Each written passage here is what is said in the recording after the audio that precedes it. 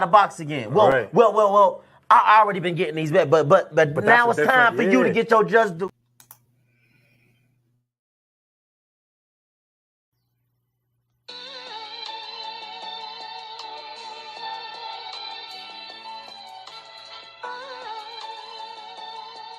Yeah, you know the deal. We back again. Yo.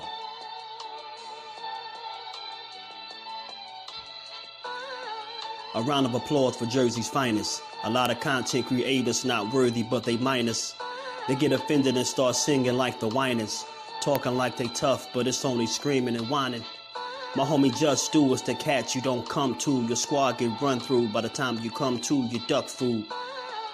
You suckers talk tough on the internet, revealing all your threats. Now we got you trapped in the net. JusDueBoxing be on this grind, y'all better hustle up. You deadlifted 90 pounds, we doing muscle ups. There's really no comparison. His voice sound like a derringer. Throwing a towel is just embarrassing. My dog just very philosophical and psychological, and he mixed it all with good boxing news. These YouTubers feel like Bishop, I guess they got the juice, but it's lonely at the top to just to feel like child abuse. Be respectful, he don't want to talk wild and loose. If you can't relate, you get dismissed like a mild dispute. These weird cats will tell lies that then they hide the truth. Why beyond views? You lose your life when you collide with dude. It's JusDueBoxing. All you cowards quit jocking. Kirk is official with no other options. Yeah, yeah.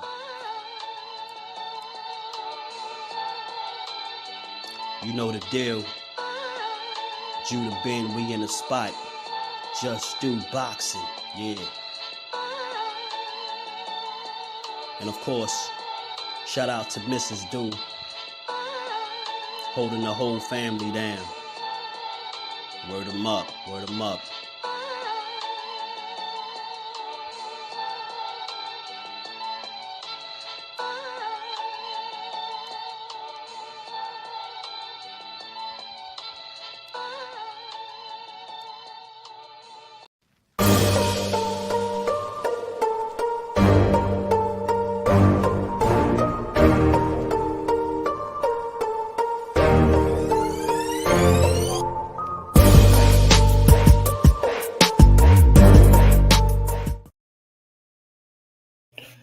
What's good? What's good? Salute to the family on this good Thursday. Man, this week went by kind of fast, man. It's been a quick week, man. Boxing, good boxing, talk, good boxing builds, man. Got more boxing, good boxing on the way. Another good boxing build on the way. You already know if you catch this on the playback, smash the like button, sub to the channel. Turn your notifications on. Come rock out with the family. You know, come say what's up to your guy, man. What's good? Let me say what up to the fam. What's good? Hope everybody's doing well on this good Thursday, man. Serena, peace and blessings, Queen. How you feeling? Appreciate you. As always, first one in the building. Official, what's good with it, bro? How you feeling? Daniel in the building, what's good with it, fam? Justin, James, JBT family, how you feeling, bro? Thrill Hill in the building. Ace, all love family. Thomas Hill, JBT family. Emmanuel Carter in the building, what's good, bro? Trey Skills, what's good, family? Peace and blessings to the queen, Miss Joette. How you feeling? Aisha, peace and blessings. Queen, how you feeling? Good to see you as always. Cornelius, what's good, family? Hardcore casual in the building. How y'all feeling today, man? What's going on? What's going on? What's going on, man? The world of boxing is still on fire. It's still thriving, man. It seems like every time we turn around, we got a good announcement or a good fight coming up. I think this 2024 is turning out to be a pretty solid year, man. Gianni in the building was good, bro. How you feeling? Man, oh man. So we gonna talk about it. I see Ryan Garcia pops over there doing an interview on Fight Hype right now. He been doing a lot of talking, man. It's been a lot of different talk, man. You know, like I said, since this fight, Told you, man. Ryan we broke the internet twice, shook up the world. I mean, he riding his own wave right now. You get what I'm saying? He calling a little bit of everybody out right now. Johnny, what's good with it, fam? How you feeling? DHP is Paulie with money. Hey, man, wait till you see who it came from. I know when people see that title, they probably like, damn, just killing, you know, that the title, they don't allow you so much space, so I couldn't, you know. But wait till you see who actually made this claim. You know what I'm saying? They said Devin Haney is Paulie Malignaggi with power, and he'll never be on any pound for pound list again, ever. You get what I'm saying? Man, some strong words from the guy. You get what I'm saying? We're going to talk about it, man. You know I'm the clip king. You know I keep the clips on deck for y'all. You know how we do.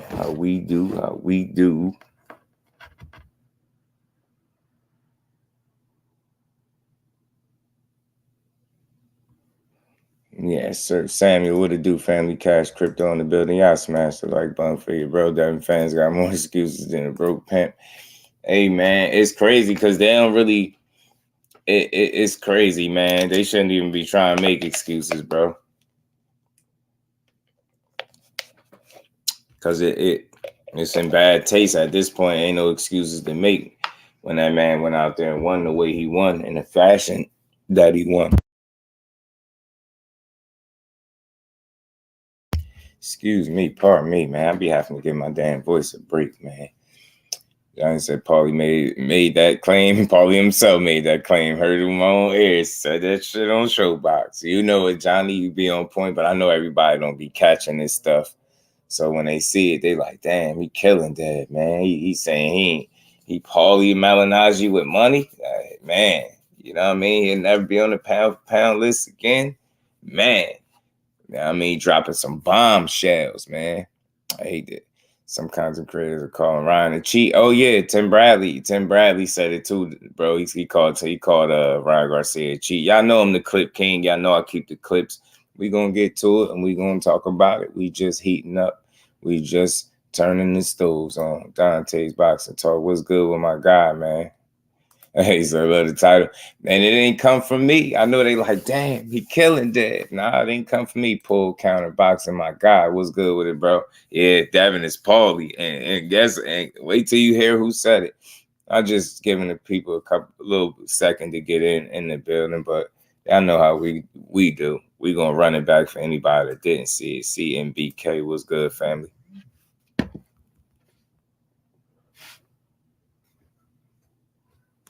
Yeah, smash that like button on the way in, man. We gonna get to it, man.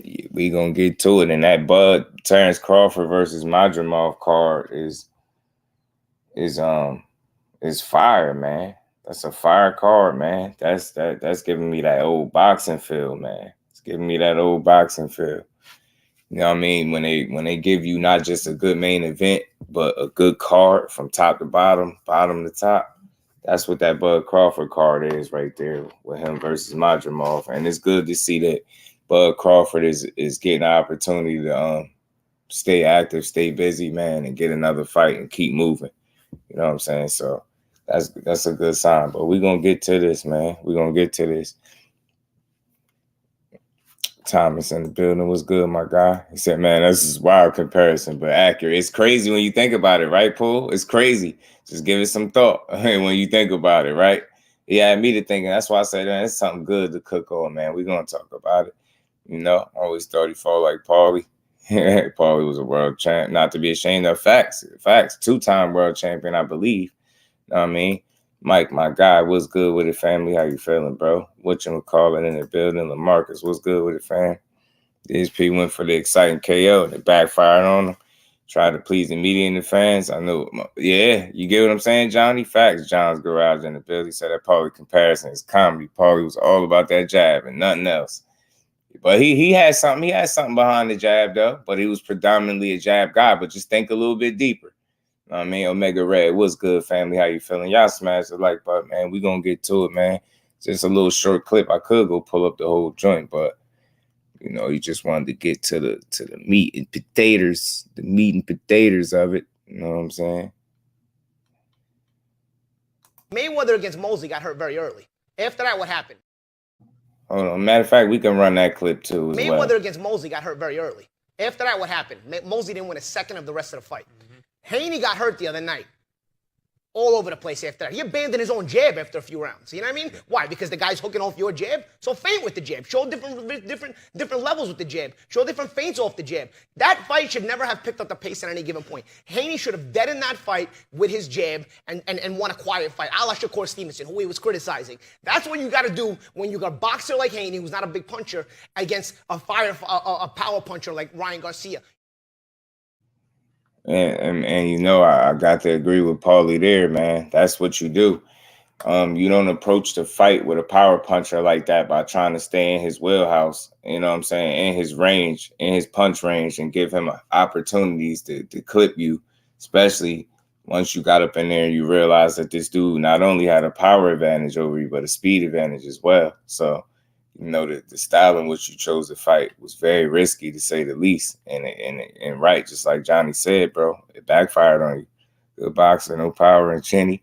I still don't think he chinny, though, because Ryan Garcia really could punch, right? And it's just me. People got different interpretations of what they think chinny is, right? I think if he was chinny for me, and again, for me, for my money, I don't think he would have kept getting up off the canvas. And, you know, chinny to me is getting hurt and dropped by guys that can't really punch at all, right?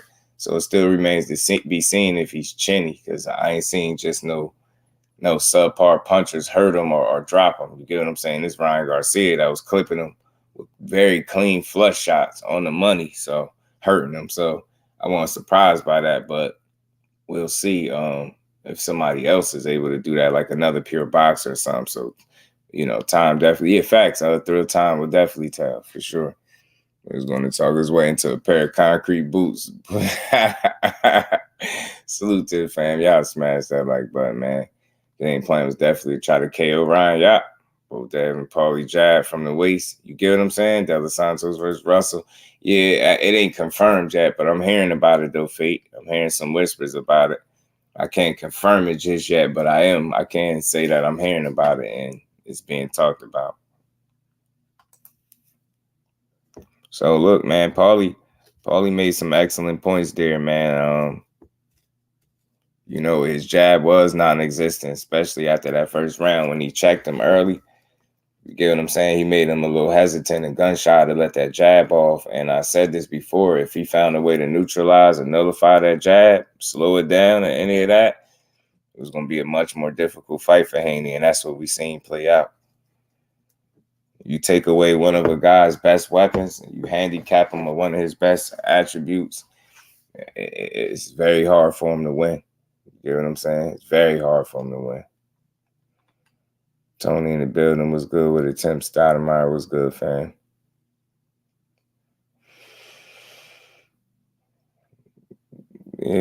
Yeah, he got that. He made that defensive mistake of bending over to the right. It was bound to catch up to him, especially with somebody with the speed and power like Ryan. You get hit with a good punch, if not Rolly. Yeah, facts, whatchamacallit. That's why I ain't ready to write him off and say he chinny just yet. Paulie always be snapping real or fake. Right, he do.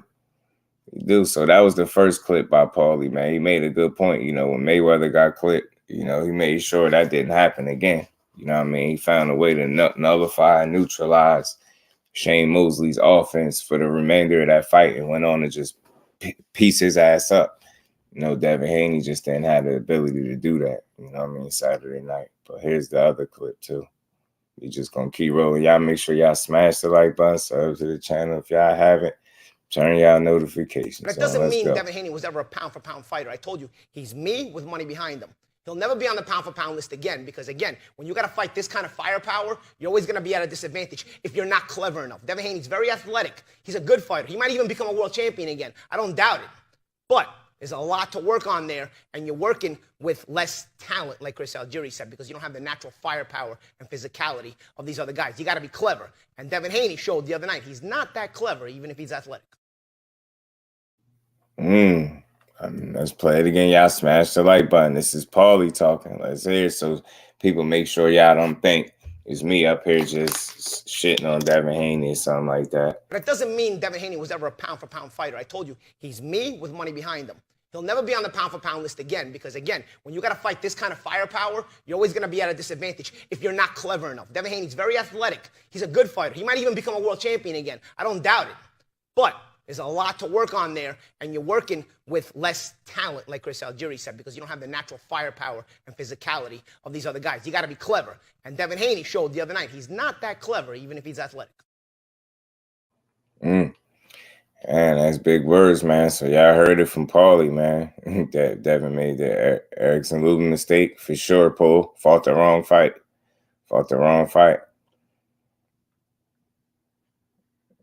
Yeah, it's gonna be a fire card. KJ was good with it. He said they said Ryan, yeah, it made $50 million and Dad made 35. That's what they reporting. I got the post on my phone. Fate was good with it, bro. How you feeling? So you fight a guy that's used to using long range, mid range, or inside range. They don't know what to do and when to do it. Ryan kept it mid range, fight the lane. Absolutely did. DHP didn't use his jab or body work. Nope. He was just too hesitant to throw after a while, too, to execute his offense properly because of what was coming back. B-Dog, what it do, family? It might be tough for Devin going forward, stay at 140 and drain yourself, or move up to 147 and face a lot of danger. That's what I'm saying. And it's tough because if you don't have a punch of power to keep people up off you and keep you honest, then it's trouble. It's trouble. You know what I mean? Nah, he got more than just the jab. The thing is, when you a guy, when you're a pure boxer, Tony, like Devin is, you rely a lot on your jab to help you establish your distance, range, get your timing on track, and to help establish your offense, your rhythm, and all that stuff. And when a guy takes that away from you, it makes it, extremely difficult for you to get the rest of your offense on track. You get what I'm saying? Because he's used to setting his offense up behind the jab. So he's not one-dimensional in that regard. It's just when you get handicapped of one of your best weapons, one of your primary weapons, and I said this before, especially, given the importance of a good jab, you get what I'm saying? You gotta you got to be able to get it off consistently to get yourself in rhythm. And that he just wasn't able to do that. Ryan took that lane away from him.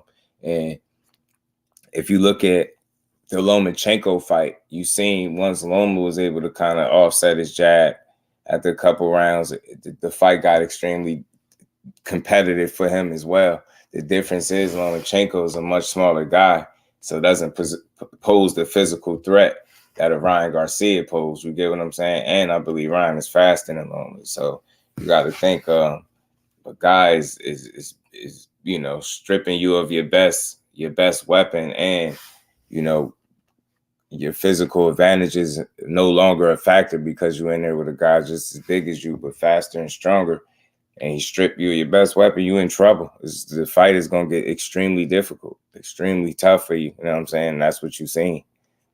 Never that clever. So what about the so-called boxing IQ? Yeah, Devin needs a soft touch, but Sandor is his mentor, so I wonder if he drops the belt.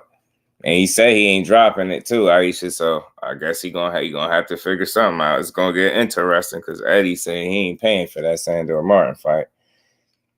I mean, it's crazy. Crying Heart Sports Nation in the building. Yeah, it's a chess match, man. Dev, go back to what he do. It's a chess match. Salute to my guy, Dante. Honorable mention. What's good, family? Iris Savage in the building. Devin got exposed. Tank his neck. I don't think Devin got exposed. He just got beat by a guy that was better prepared on the night. You get what I'm saying? It's not always about getting exposed. I think he just got beat. You get what I'm saying? Ryan did a lot of things well in there, and he neutralized a major part of Devin's offense by taking his jab away from him. So yeah, I don't call it exposed, and I don't know what the I gotta tank. These dudes are already proven. It's not about, they're not at the point where they getting exposed. It's not about exposed. He just lost the fight. You know what I'm saying? BJ33 was good with the family. How you feeling? Flawless mentality. Dr. Marcus in the building. How you feeling? OG Don in the building. What's good? Bray Marlin. What's good with it, fam? They hype Devin like they hype up Chris Colbert. The thing is, like, I can't speak to the people that hype fighters, right? But I can help put things in perspective. In terms of a good fighter and elite level talent, that's exactly what Devin Haney has shown you he was up until this point. I mean, I think that what people are missing is he ran into a guy that they were very familiar with each other as amateurs. So, you know, it wasn't out the realm of possibility for this fight to go more than just one way. And it's tough to say he got exposed. It's not so much exposed as he just got beat by a guy that was better prepared on the night. Get what I'm saying? That's just boxing for you, man. Like, no matter who you beat, it doesn't matter if you don't perform on the night in front of you. So on that current night, so it's a fight, and you could win and you could lose, and he lost. PR Boxing was good. He said, I don't care what Paulie said. You got dropped by Conor, the UFC fighter. Man,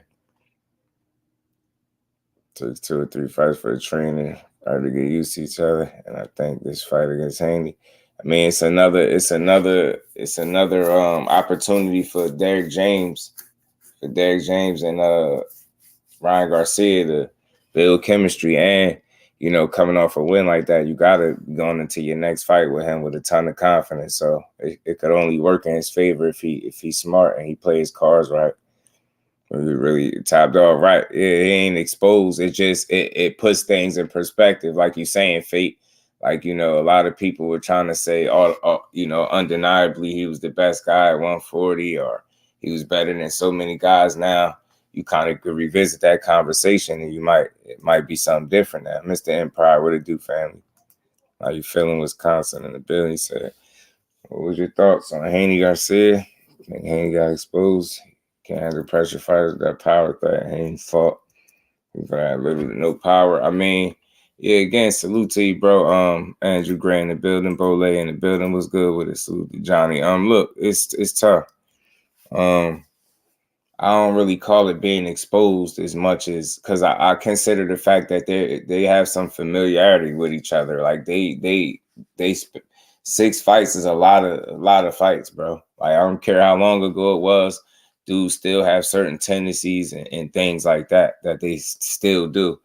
And on top of that, like, you just look at the fact that, you know, I think Ryan was a lot more strategic in his approach, all the way down to the missing of the weight. You get what I'm saying? All strategic, ready to pay the money, willing to pay the money, gave the money right up. Like, it was strategic. He made sure he came in healthy. He probably know that Devin Haney struggled and made the weight as well. So, I mean, he used that 3 pounds to his advantage.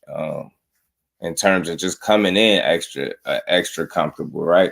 He still rehydrated. He said 17 pounds. So he said he was 160 on fight night. You know, Devin be around 165. So again, that's why I don't factor that 3 pounds in there as much. But I do believe it was a strategic move by Ryan. And I think that just was a peak inside of the fact that he was a lot more prepared to deal with the task at hand. And it's simple. You know what I mean? Because Ryan had more power than Teofimo. He might, because he might be faster. Man, I don't know. He could, man. That's a good question. He might. At 140, he looks stronger than Teofimo. With that explosiveness, it's facts. It's in the upper body. I'm telling y'all, make sure y'all smash that like button, sub to the channel. We gonna keep rolling. If you don't fight at 147, it's bogus. Yeah, he tripping, Thrill. His career at 140 is in limbo because he can't really officially make 140. And how long is he gonna get away with blowing weight? You get what I'm saying? He already calling out a bunch of 47 pounders, so I don't know. I don't know where his legs aren't that athletic. Facts, Fate.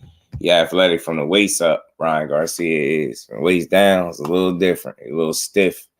You know what I mean? He drag his feet. He'd be a little cement like at times. Don't mess with Texas in the building. Was good with it, fam. So I don't know, man. Yeah, so back to what y'all was asking about the fight. You know, what went wrong is, yeah, pressure fighters could be his kryptonite.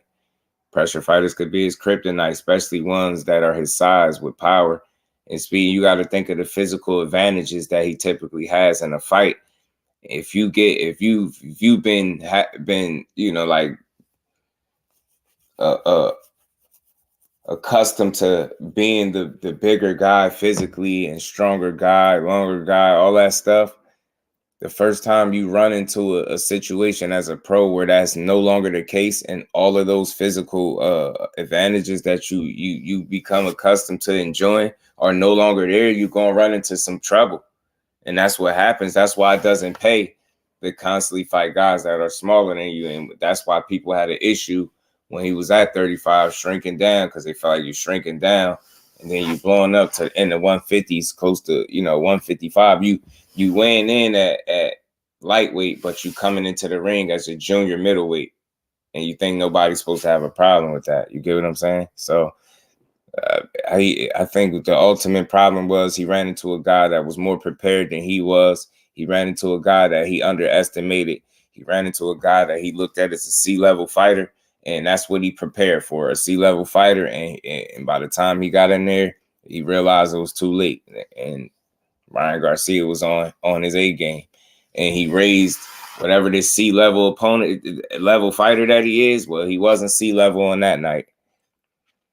I think Devin was kind of exposed to finally fighting someone inside his weight. Look what happened the first time doing it. Yeah, I know. I just feel like the word exposed is tricky, right? And I don't feel like it's exposed unless it was somebody that didn't have a shot in hell at beating him. And I think even those odds makers, like the odds are the odds, I think that threw people off. They weren't giving Ryan enough credit for having the opportunity to win this fight. You know what I'm saying? So that's why it appears maybe as if he was exposed, right, Miss Joette? Maybe because he was looked at as some heavy favorite, and those odds could be misleading. That wasn't the case when they got in the ring. You get what I'm saying? So the skill gap, and I said this before, skill gap is not as significant as what people would make it out to be. It's just not. And if it was, then he probably don't win this fight. You get what I'm saying? Skills. My bro, what's good with he said blood of a slave, heart of a king, because he damn sure had a heart of a king on the night. You know what I mean? He had a heart of a king. Average someone was good with it, fam. How you feeling? Yeah, right now, Tony, it's a bad matchup for him. Matias, I heard him Devin need to fight Matias. Shit. That ain't happening right now. BBG was good with it, fam. That's definitely not happening. We won't be seeing that right now. They're fighting no damn Matias. But yeah, man, look, ultimately, y'all, like I said, the problem is going to be that not being able to keep guys off of you. And Jorge Linares has something to say. Let's salute the Showbox, man. They been having some jewels over there, man. Listen to what Jorge Linares had to say about when he fought him, and this was at 135. And again, people be talking about 3 pounds, right? Just listen to this. When I fought with Haney, I didn't feel his punch in 135. Right. I remember you telling me that. Yep. But after that, I understand why, because he lost too much weight to make a 135. You know. So the next day, and the Saturday night, he checked the weight. He was more than 154 pounds. Yep. Yep. Imagine from 135 to 154 is a lot. Yes. And now he made the best decision to be in 140. So how many weight he can take after the weight? We don't know. So maybe 15 pounds, maybe 20 pounds. We never know. So and he can feel more comfortable with the punch, with the weight. So but in the fight, we never know. So for me, I didn't think like Haney have good punch. By 140, with that glove, with the bandage, if they throw a good punch to anyone, maybe he can make a knockdown like this last fight. And you see what he said. He fought him at 135, saying he ain't feel his punch. He said the reason he felt why he ain't just shitting on him, the reason he said he couldn't feel his punch because he think he cutting too much weight. Cutting down to 135, but then you blowing up more than 154 pounds on fight night. You get what I'm saying? So he been accustomed to blowing up and being a bigger guy. And that brings me back to y'all question, the bro that asked the question, what do I really think went wrong? Or, you know what I mean? So I don't call it exposed unless you thought Ryan had no shot at winning, then maybe you could feel like, yeah, a way lesser fighter exposed a super elite fighter. But I never looked at Ryan as a trash fighter to begin with. Yeah, I still thought he was going to lose, but I never thought he was going to lose because he trash. You get what I'm saying? It's a difference. Kendrell, what it do, family? They had Heart of a King, be like a slave for sure. He got tore up, man. Our Breezy was good with it. Yeah, Paulie said that Milan was good with it, fam. He said Devin is more of an American than Paulie. I've heard the Paulie comparisons. I never heard nobody compare Dev to American. I don't think. You get what I'm saying? I think because Paulie was jab heavy, didn't have a ton of power, but still had a toolbox. Same thing with Devin. He's jab heavy, but he definitely has a toolbox, but doesn't have a ton of power. You get what I'm saying? So Ryan versus Pitbull. Man, Linares gave his thoughts on that too. But yeah, Paulie did say that. So I'll play it for anybody. That doesn't mean Devin Haney was ever a pound-for-pound fighter. I told you, he's me with money behind him. He'll never be on the pound-for-pound list again because, again, when you got to fight this kind of firepower, you're always going to be at a disadvantage if you're not clever enough. Devin Haney's very athletic. He's a good fighter. He might even become a world champion again. I don't doubt it. But there's a lot to work on there, and you're working with less talent, like Chris Algieri said, because you don't have the natural firepower and physicality of these other guys. You got to be clever. And Devin Haney showed the other night he's not that clever, even if he's athletic. And he said he showed that he's not that clever, even though he's athletic. He's still not, as clever as what some people may thought he was. Some of these guys move up, but they don't change their habits, so weight issues remain. You get what I'm saying, Bole? Exactly. Them bad habits, man. Weight. That's why I say, and that's what it boils down to. K Causey, what it do, family. That's what it boils down to at the end of the day, Bole. The weight is all right. I get it. I'm not gonna say it didn't play no factor, but what I am saying is, weight don't have nothing to do with defensive flaws. Weight don't have nothing to do with, lack of creativity or you know what I'm saying? Or displaying the IQ. Like, you can't attribute everything to weight. You know what I mean? You still got to go out there and fight the fight. And weight or not, like, you still would have got clipped with these shots. Had he made 140 on the dot, you still would have got clipped with these shots. And I think it would have had the same effect. The only difference is I think he would have closed the show. I keep saying that. He said the pot calling the kettle black. He's more athletic and skillful. Said that years ago.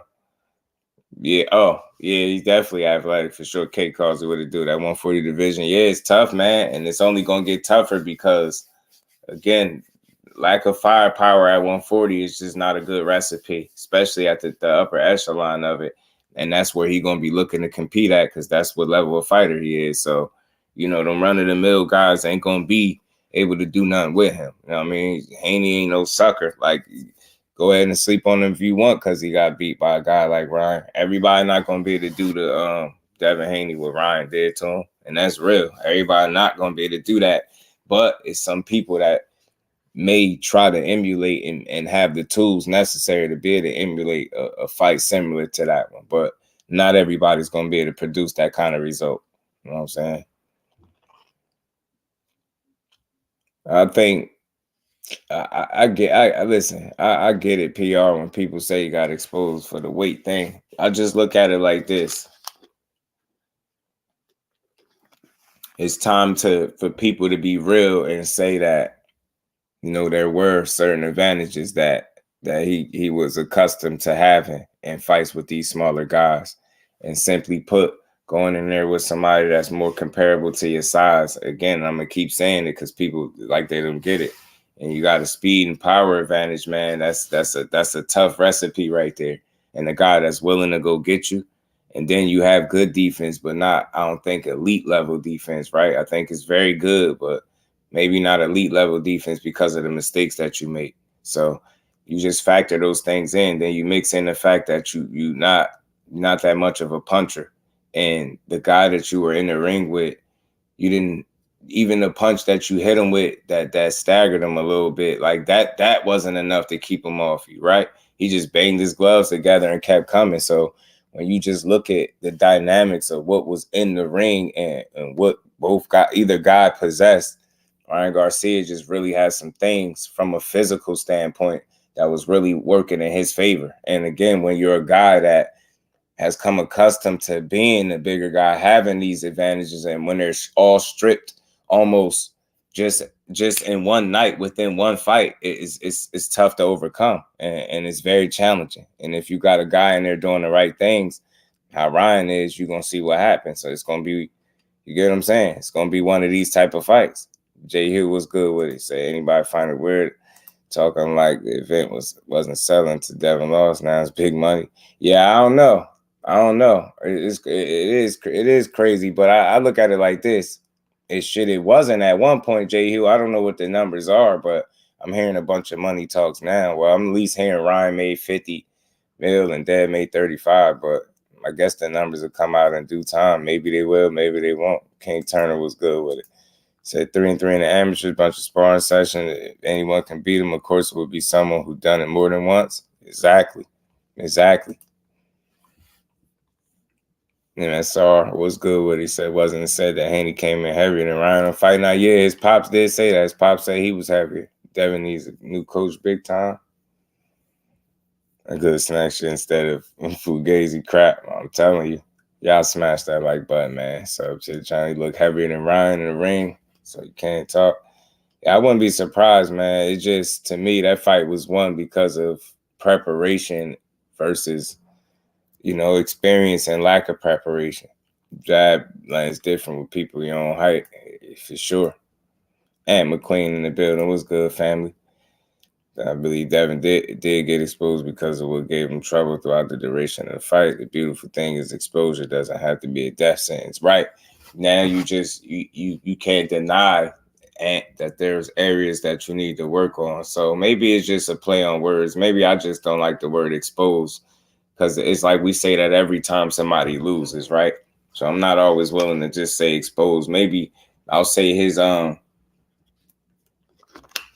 limitations and his deficiencies and weaknesses got put on the forefront Saturday night by Ryan Garcia. You know what I'm saying? He executed at a high level to get that job done. You know what I'm saying? And he clinched and worked. Yeah.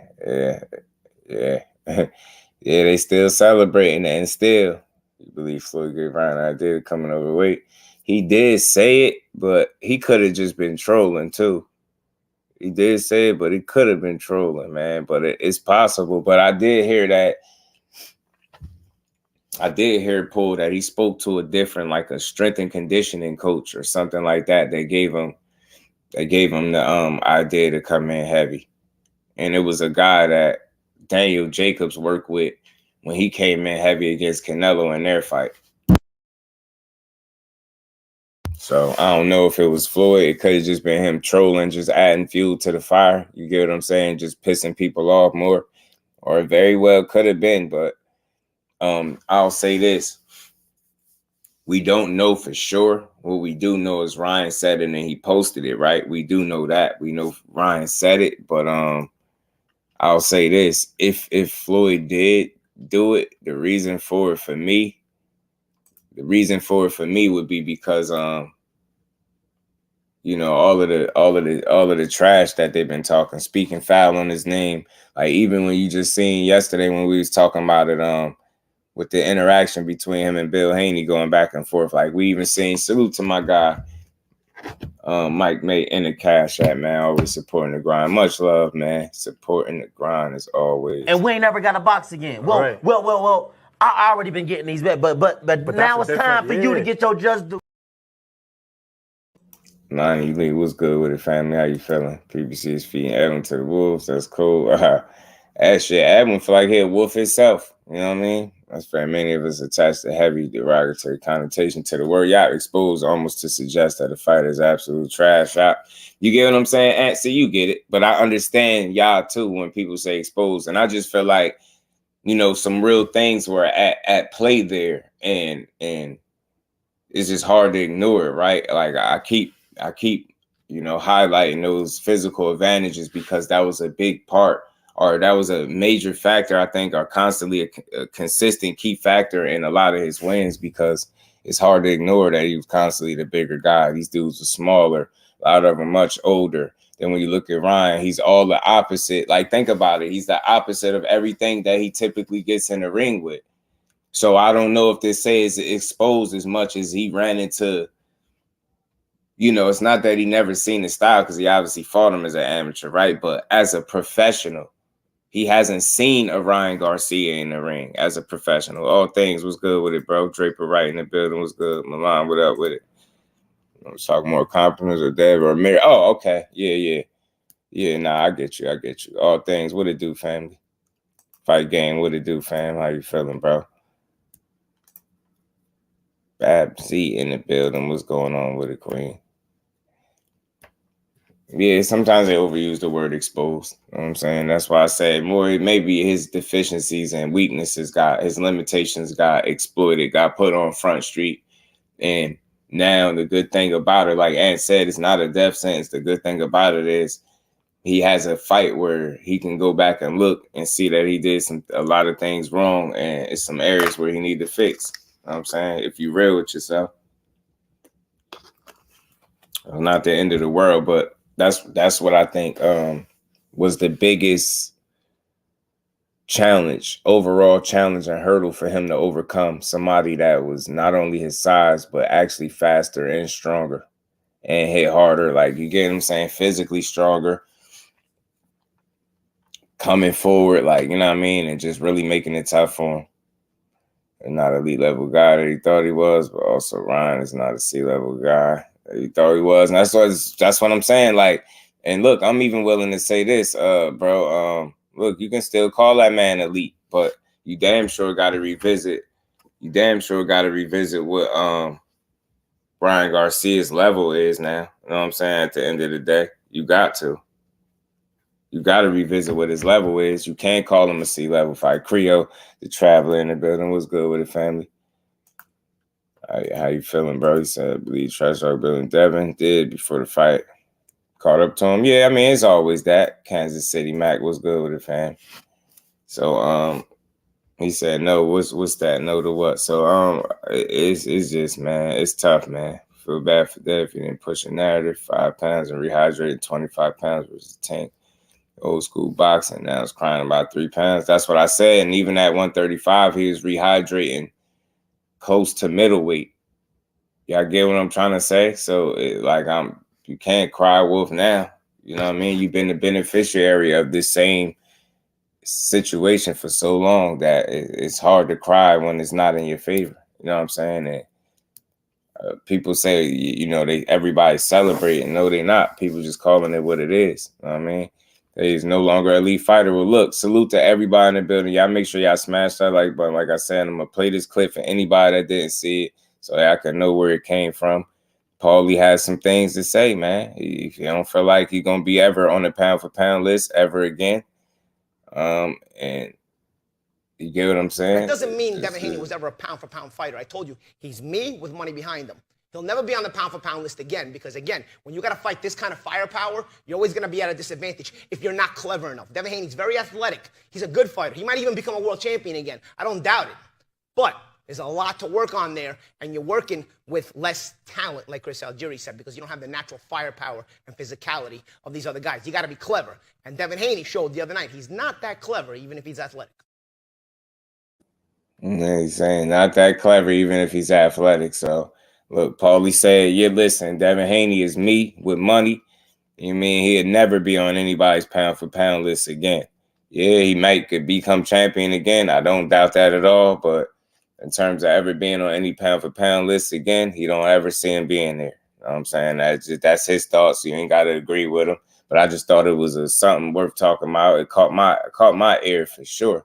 I'm like, damn, that's. And Paulie, okay, tell us how you really feel. Salute to Kansas City Mac. One thing for sure, that kept trying to win rounds. He damn sure did. Kirk Douglas, what it do, family? Marquis, what's good with it, fan? Ryan's an elite fighter because he beat that. Still think Ryan is a level.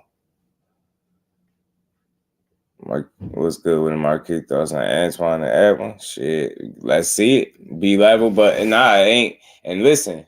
It's always a conversation for me, right, Kurt? I simply said, like, this you don't have to change your opinion of Dev so much. Maybe you do, maybe you don't. It all depends, right? But for the most part, I would at least say at the bare minimum, you got to at least revisit Ryan Garcia being this trash fighter that people was calling him. You know what I'm saying? Like, now I ain't got to like tear down Dev's level, right? Some people say he not elite. Some people said it before this, right? Some people felt like he wasn't elite before this. Some people feel like now this just validates it, right? For me, I think it definitely tells a story about Ryan Garcia as a fighter. I definitely think it says Ryan Garcia is better than what a lot of people was giving him credit for. You know what I mean? Calling him this C-level fighter, I think he's a bit better than that. You know what I'm saying? Ryan was a little more focused, a little more disciplined. He dangerous, bro. Dangerous. GM, what it do, family? How you feeling, bro? Think they both be level. Ain't nothing wrong with that, Art Breezy, but at least you willing to give Ryan some credit. You get what I'm saying? That's all it's about at the end of the day, because you just got to get that man some type of credit for being a quality fighter. You know what I'm saying? So I don't feel like he was elite, but I always believe he had, and it's still the capacity to be. I rock with that, Ant. I rock with that because he's so young and still, you know, he's so very accomplished, but still so much left to prove, right? That's the crazy part, Ant. That's what is so impressive about him and his career as a young man, a young fighter. He's so very accomplished, but still so very young with so much more to prove. And Saturday night was an example of how there's still so much more to prove. And, you know what I mean? It's a lot more ground for him to cover. All right, busy. Salute, family. How you feeling? Took a bad beating, and if the ref didn't stop a lot of stuff, which was unfair, Ryan, I believe Ryan would have knocked him out cold. Yes, I do.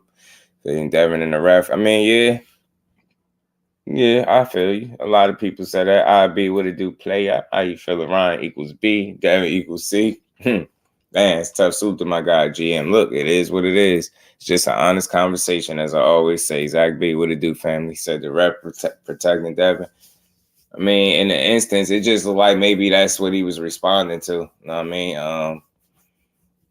Look like I feel like he did the best he could in the moment, man. And maybe not all of it was the best. You know what I mean? But he still did fairly well. You know what I mean? You know what I mean? Because and you look at it, ultimately, at least what his refereeing didn't change the outcome of the fight, right? But you know, some people felt like he prevented a knockout from happening, but I'll blame that more so on Ryan than I would the referee, because if Ryan was in better shape, he would have been able to close the show, in my opinion. You know what I'm saying? Yes, sir. Y'all make sure y'all smashing that like button, sub to the channel, turn your notifications on. Go and drop the link in a little bit, and we're going to cook 12 threes. What it do, family? Sante L in the building. How you feeling, bro? With Paulie Malignaggi, dad is just him with more money behind him, but I agree to a certain extent when he said that that is limited and he doesn't have physical tools.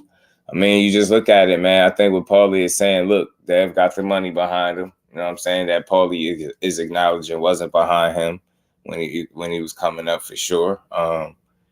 You know, you look at Devin Haney, he's jab dominant. Paulie Malignaggi was jab dominant. If you look at Paulie, he still had some tools. He was a two-time champion, so he had a successful career by every stretch of the imagination, right? Without him being a big puncher, the man only had about 6 knockouts his entire career.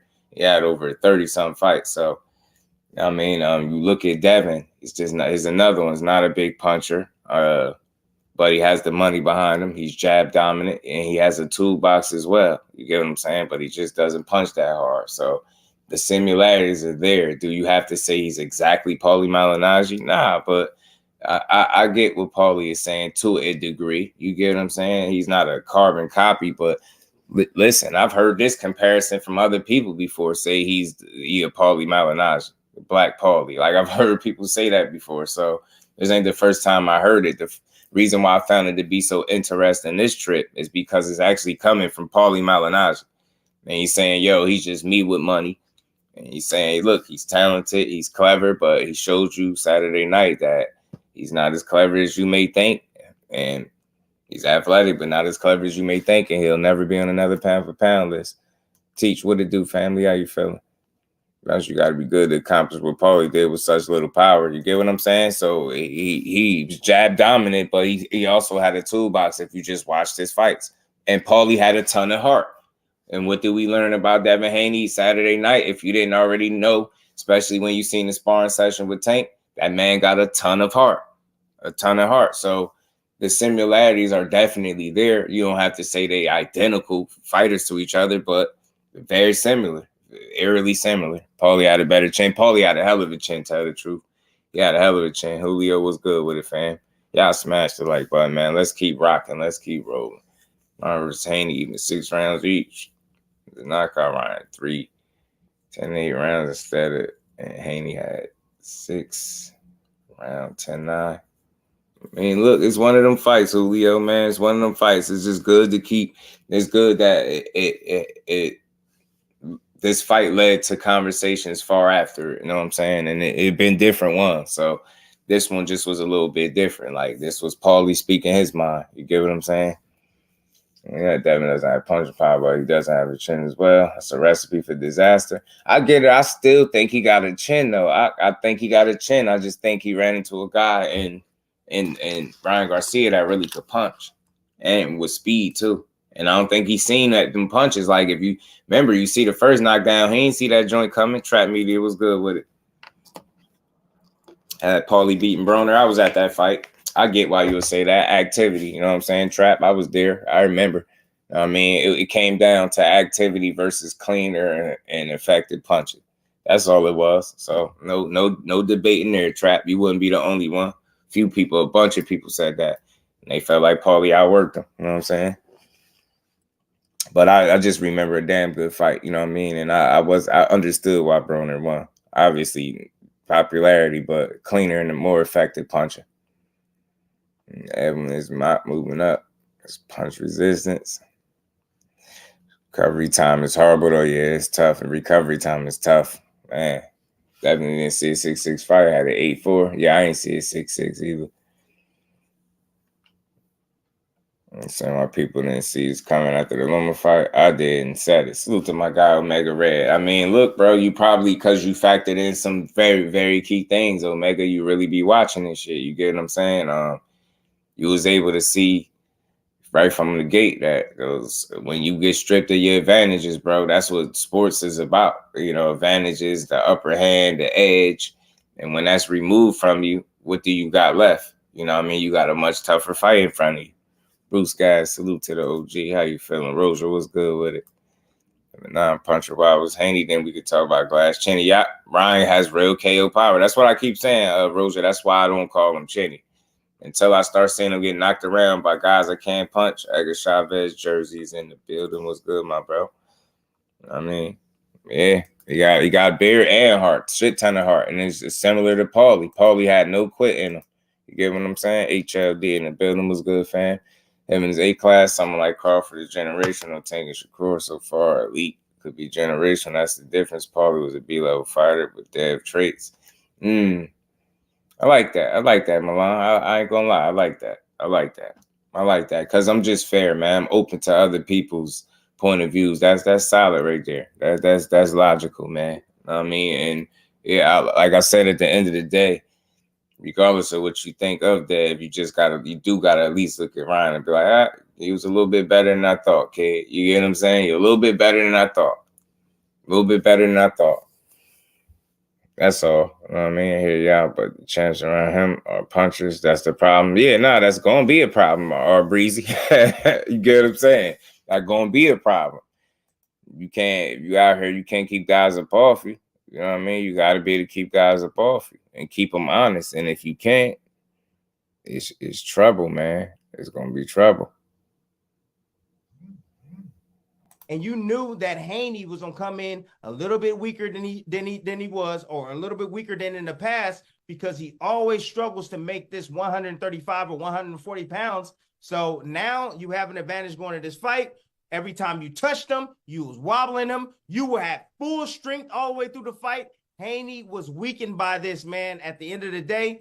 And again, an asterisk next to this victory. Congratulations, Ryan Garcia. But I'm telling you right now, guys, my man cheated. He set this up. So what y'all think about that, man? What y'all think about Tim Bradley? He said, hey man, Ryan set this up and he cheated. That's a good fight, Roger. That first one is a banger. That's a good fight. Tim Bradley said, man, he weakened Devin, and you know why I can't buy that. How the hell did Ryan weaken Devin? Because he missed weight. Nah, seriously, y'all. Follow, just level with me for a second, y'all. Seriously, all jokes aside. How did he weaken Devin by him missing weight? Dev did what he was supposed to do by making weight. He was gonna be what he was gonna be regardless, because he had to make weight, right? How the hell is that Ryan's fault? Ryan is only responsible for Ryan and only Ryan, not nobody else. You get what I'm saying? Yeah, right. Well, you get what I'm saying, Aisha. What we talk about? How is it Ryan? Price Boy, what it do, family? It's not Ryan. Ryan didn't do shit, but he played the game. He played the weight game with you. And again, I want to throw this out there. It wasn't 1.5 that he paid. His father, Henry, confirmed it on Fight Hype a minute ago. I was listening in before I came up here. He said it was 600,000. It was 600K Ryan paid, not 1.5 million. Just for those that care about stuff like that. I mean, 600K, not 1.5. But again, he has no bearing on what Devin comes in at. If he came in weak, that was on him. He didn't do absolutely anything. You get what I'm saying? But, play the game.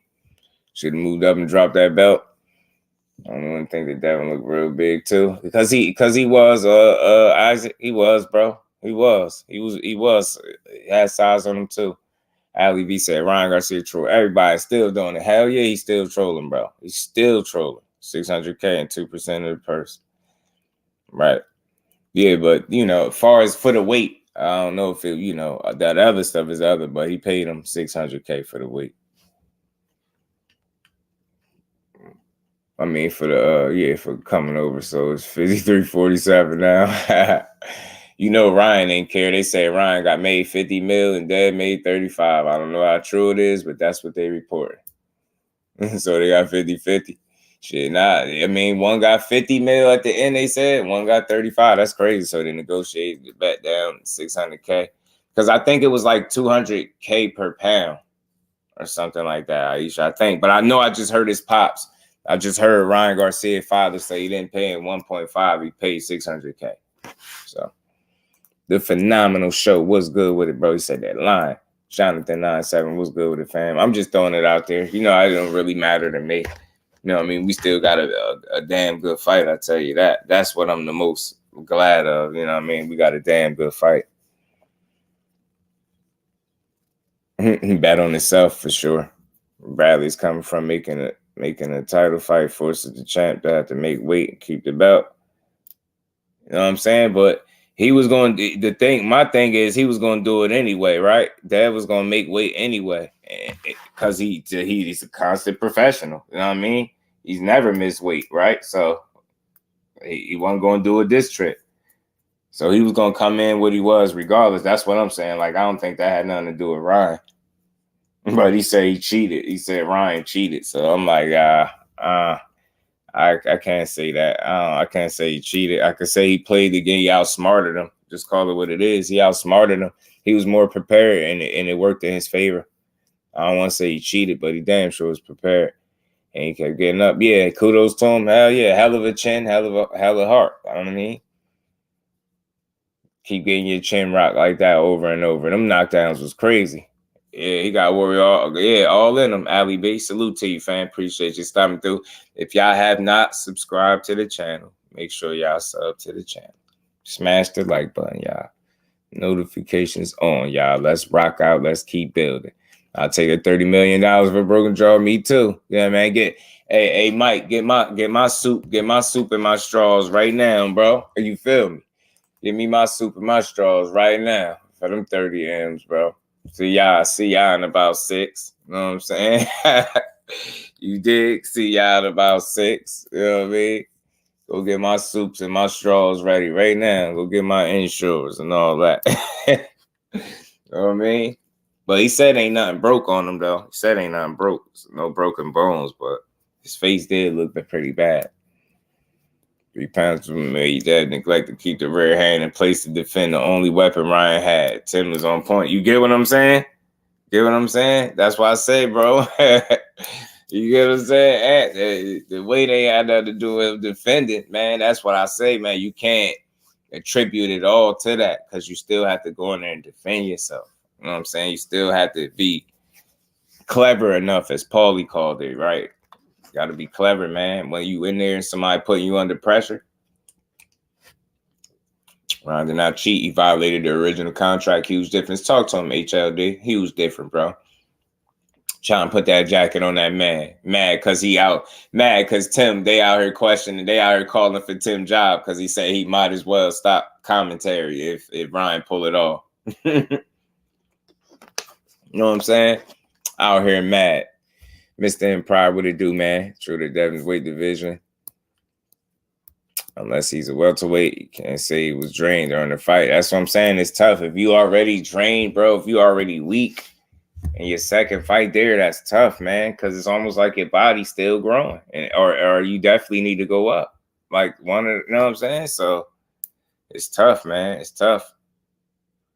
It's tough, man. You might have to go up some more. Ryan's career at 40 might be finished too, because how long is he going to catch weight? Because he turned into a catch weight king. You know what I'm saying? No doubt, just we were back in the field. You know what I mean? Right back in the field. Get what I'm saying? Might get my suits and straws ready, bro. Lost to an exhibition fighter. It's tough. LT said, you owe me. Oh, yeah, that's something different, y'all. That's, yeah. Just do Devin jaw look like the Brian Mendoza jaw? Yeah. His jaw, it did look very similar, though. It did. That's a good point, Miss Joette. It did look similar. But maybe he just had a lot of swelling. You know what I'm saying? Maybe he just had a lot of swelling. It's tough, but I'm glad to see that he made that post. He said he receiving mad love. That's good. And the young man could go rest up, go back to the drawing board, go see what went wrong and get back to it, man. But 140 ain't gonna get no easier. 140 ain't gonna get no easier. 140 ain't gonna get no easier. I'm telling you, 140 is not gonna get no easier. Yeah, he fought somebody size, and it was a tough challenge because I think, like I keep saying, his advantages were stripped. When your advantages are stripped, it's tough. Like it's hard to overcome all of that in the night, on the night. You get what I'm saying? Like I said, you can say what you want, but he ain't fought no Ryan Garcia as a professional up until this point. He ain't faced nobody with a combination of size, speed, and power. Size, speed, and power. It was a wicked combination in there. Yeah, also got the ass whooped for 600K and 2% of a failed pay-per-view. I don't know. I don't know. The numbers might have did good. Who knows? I don't know. Smoke with me TV say should have held his right hand up and used his footwork. Absolutely. He should have boxed.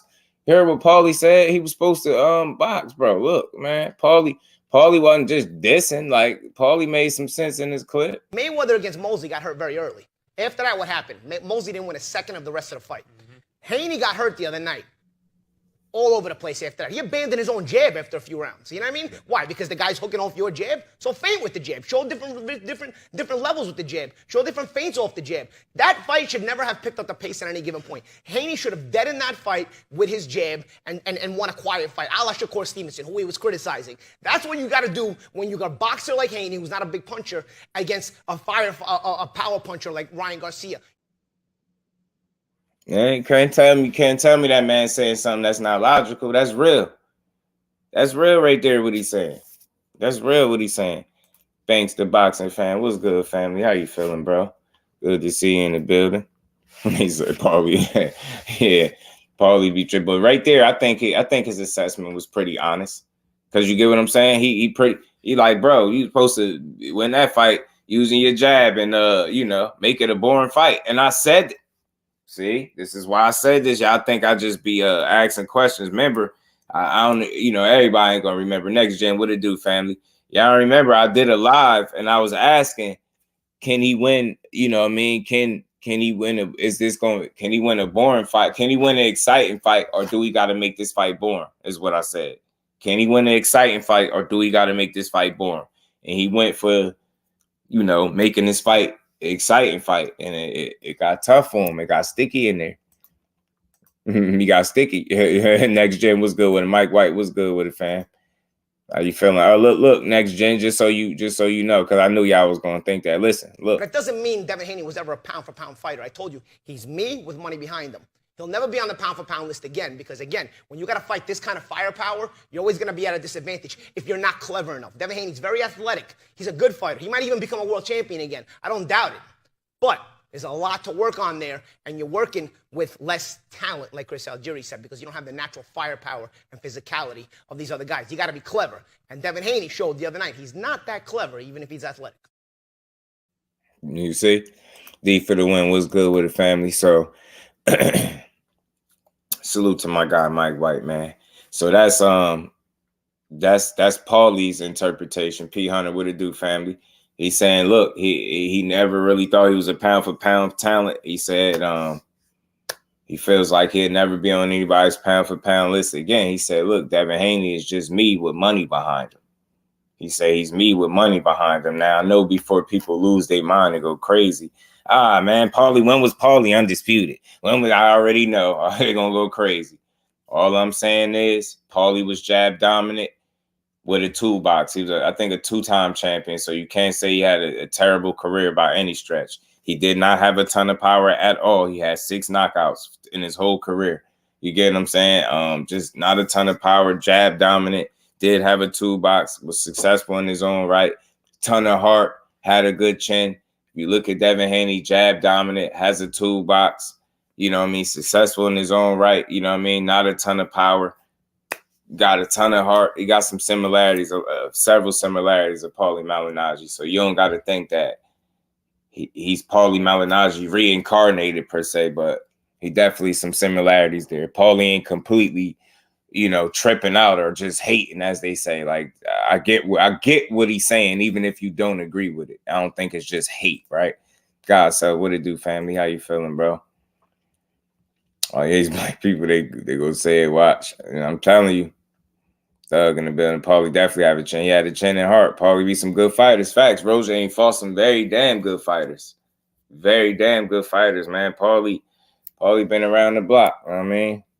I'm like, Paulie, like, spit facts, bro. Clock is right twice a day anyway. Big Supreme, what it do, fam? Yeah, I get all of that. I know people keep saying that with Paulie, but for me, I try to separate, you know, when I know somebody just kicking something that's logical. I always go to see if he's logical, and I ain't saying that he 100% accurate, but I get where he's going with that. I get it. You know what I'm saying? I get it. And he you got to think, he also said what kind of fight he should have fought. You should have made it a boring fight if you had to. Don't try to feed into the crowd and go out there and get yourself hurt trying to appease people. You can't do it. It'll backfire every time. It'll backfire every time. So now, you know, salute to everybody in the building. But look at Tim Bradley. Just for anybody that didn't catch this clip, Tim Bradley said Ryan cheated. And you knew that Haney was gonna come in a little bit weaker than he was, or a little bit weaker than in the past, because he always struggles to make this 135 or 140 pounds. So now you have an advantage going to this fight. Every time you touched him, you was wobbling him. You were at full strength all the way through the fight. Haney was weakened by this, man, at the end of the day. And again, an asterisk next to this victory. Congratulations, Ryan Garcia. But I'm telling you right now, guys, my man cheated. He set this up. And he said he cheated. He set this up, man. Woo. Salute to my bro God self in the Cash App. Says supporting the grind. Much love and appreciation to my guy, man. And we ain't never got a box again. Well, right. well. I already been getting these back, but now it's time for you to get your just due. Man, he said he set this up, man. I said, nah, he ain't set this. So he's just saying that because he would have retired Ryan one. Yeah, he said I might as well. He specified on it, but he ended up having to give Ryan his flowers, but he still said it's an asterisk next to the win because of him blowing weight like that. And, you know, he claims he cheated. And I'm like, that's a stretch. Yeah, that's a stretch. Yeah, he didn't cheat. He manipulated some rules in his favor. And like I said, they renegotiated some stuff, so they was completely cool with it. And Ryan used that money to have his way, bro. He said he's just mad he got to quit commentating. Big-headed Tim is an idiot. Y'all like Tim. Haney always struggled to make 140 in just his second fight. It's crazy, yeah. It's crazy. Because like I told y'all, he had the same issue for the Regis fight too. He had a similar issue for the Regis fight.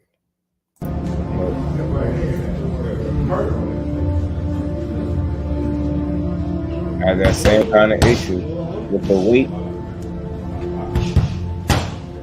That's why I say Regis didn't blow weight, right? Regis ain't blow weight.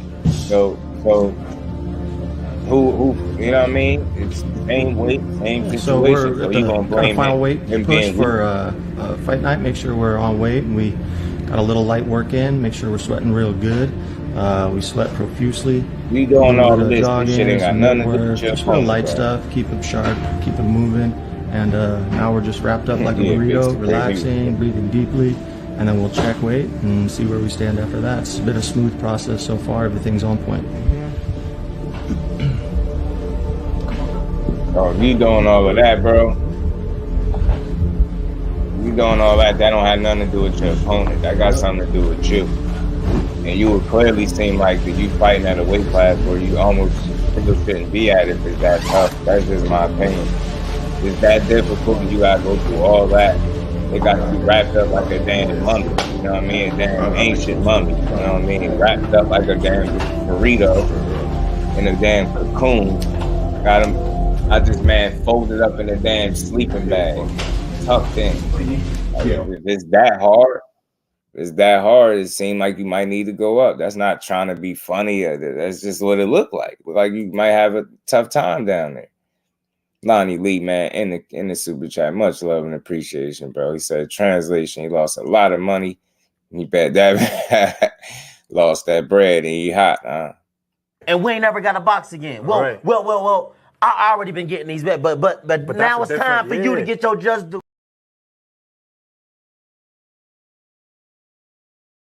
It's a tough one. Al Booger in the building. What's good, family? He should be looking for a new job. You know you can't get rid of Ninja Turtle Bradley that quick, yeah. Big Key, what it do? They accepted the money and went on with the fight. That's what I'm saying. That's why it's over with the cheating stuff. You know what I mean? Yeah, they had him wrapped up like a mummy next gen. Mummied out. I was like, bro, yeah, that don't got nothing to do with the opponent. Regis was your opponent for that fight. He ain't had nothing to do with that tough weight cut. I just wonder how long both him and Ryan gonna be at 140 because Ryan Garcia is turning into the catchweight king. He did all that shit talking about tank and rehydration clauses, but he's studying catchweights every time you turn around. So I tell you, man, you can't get these dudes out sometimes. Tunnel vision was good. We said, how you go to your home to your girl? Have to explain you got beat down by an underwear model. Shit, Charleston White, man. Did y'all hear what Charleston White went off, man? He blamed it on Bill, man. Y'all know your boy is the clip king, and I be keeping them clips. Charleston White was going off. I said, y'all make sure y'all punch that like button, sub to the channel, man. Keep rocking with your boy. We gonna keep rolling. We ain't done. Charleston White was going off, man. Hey, I was with Ryan Garcia eating potato chips 30 days before the fight. The boy drunk a brew the night before the fight. All that fasting Ramadan shit and walking around building didn't help that nigga. Nigga, you got to eat pork and meat and shit before a fight. Ryan Garcia way tougher than Devin Haney. You know why? Because he done fought Tank. Until the Haney fight Tank, Haney can't whoop nobody but who they pick for him to whoop. And his daddy needs to sit his motherfucking ass down somewhere, nigga. If your boy tough, let him be tough. Stop always jumping in the front of your son, nigga, to talking for him. Nigga, let the boy be tough, nigga. But he's a weak boy. Nigga ain't no tough ass nigga. Tank grew up in a project with no daddy. Man, it's hard to beat a nigga like Tank, my nigga. My mama loving, nigga. And I brought Ryan Garcia to my mama's house, and he got to meet my mama's pastor, and we prayed over him. And he came out victorious, nigga. Thank you, Jesus. This man is hell, bro. JBT, I serve 88. What's good, family? Peace. PGH Big Dog in the building. Timothy Spearman in the building. Said Ryan already said he going up. Yeah, he got to, bro, because that 143 ain't gonna cut it. That's his new the catchweight king. Yeah, R Breezy, the catchweight king until further notice, bro. Charleston White said, man, it is on Bill, man. Bill, he said, Bill, you got your son beat up, man. You know Charleston White. Y'all already know how he coming with it. His angle crazy. Charleston White is a damn fool, bro. Man, he be going absolutely bananas with it. I'm telling you. Dude ain't got no filter, no chill button, no nothing. He just go. He on go. Damn nut. A damn nutball, man. I'm trying to tell you.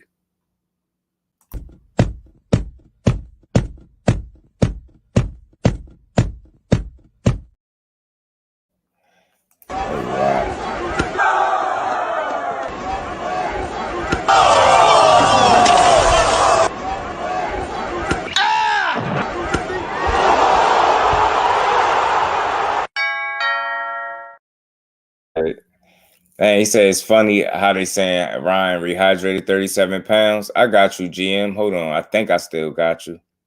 Give me a second. I think. Or did I delete it? I might have deleted it. Oh, hold on. There you go. Okay. So this time when you weighed in, you were 3 pounds over. What did you gain when you went to the fight? I was like about 160. So 160 fight, what was the weight when you... Was it 145 with you and Haney, or what was the? I was 143, and he 143. He was 140. So you went 17 pounds. Yeah. And that clause wasn't in it with Haney. No. Yeah, because when you guys stood toe to toe, it just didn't make sense. No. It was very obvious you were the bigger guy. Yeah. And did you feel usually, that? Usually he's the bigger guy. Usually he's the weight bully, but the weight bully got bullied. Salute, bro. Oh, you see, he said he gained 17 pounds, bro. Kyle Sports JBT family in the building. Was good, bro. So yeah, he said he 17 pounds. He said he was 160 on fight night. 143, obviously, that we know of. He said he gained 17. He was 160. So all of them that saying that 37 pounds he rehydrated, I think they stretching it. You know what I mean? But you know, that's 17 pounds for him and what, 25 for the other guy. So who knows? I mean, but he could be done. Yeah, he damn sure is one. We know he damn sure is alive. Yeah, Ryan turned into the Incredible Hulk. Yeah, King Rod said, "Nah, bro, I'm coming in heavy. I'm coming in heavy, and I'm gonna get it done." And like I said, Linares spoke about fighting him. Linares spoke about fighting Haney, and he spoke about the power or the lack thereof. And he said, you know, at 135, he was rehydrating more than 154 pounds. So he was more than, you know, damn near a middleweight fighting that lightweight. I want to put that in perspective. People don't get that, bro.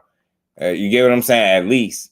But look, he was doing this shit even at 35. Aisha, you seen the clip that I had played? Ashley's corner. What's good, cuzzo? How you feeling? And put no marks on Ryan's face. Nah, it looked like he could have went straight to the club. Catchweight guy, yeah, he definitely catchweight king, man, king of catchweights. You get what I'm saying? But look, check this out. I got another clip because I know some of y'all just getting in here. I played this a little early, so some of y'all see this. Listen to what Linares is saying. When I fought with Haney, I didn't feel his punch in 135. I remember you telling me that. Yep. But after that, I understand why, because he lost too much weight to make a 135. You know, so the next day. And the Saturday night, he checked the weight. He was more than 154 pounds. Yep. Imagine from 135 to 154 is a lot. Yes. And now he made the best decision to be in 140. So how many weight he can take after the weight? We don't know. So maybe 15 pounds, maybe 20 pounds. We never know. So and he can feel more comfortable with the punch, you know, with the weight. So but. In the fight, we never know. So for me, I didn't think like Haney have good punch. By 140, with that glove, with the bandage, if they throw a good punch to anyone, maybe he can make a knockdown like this last fight.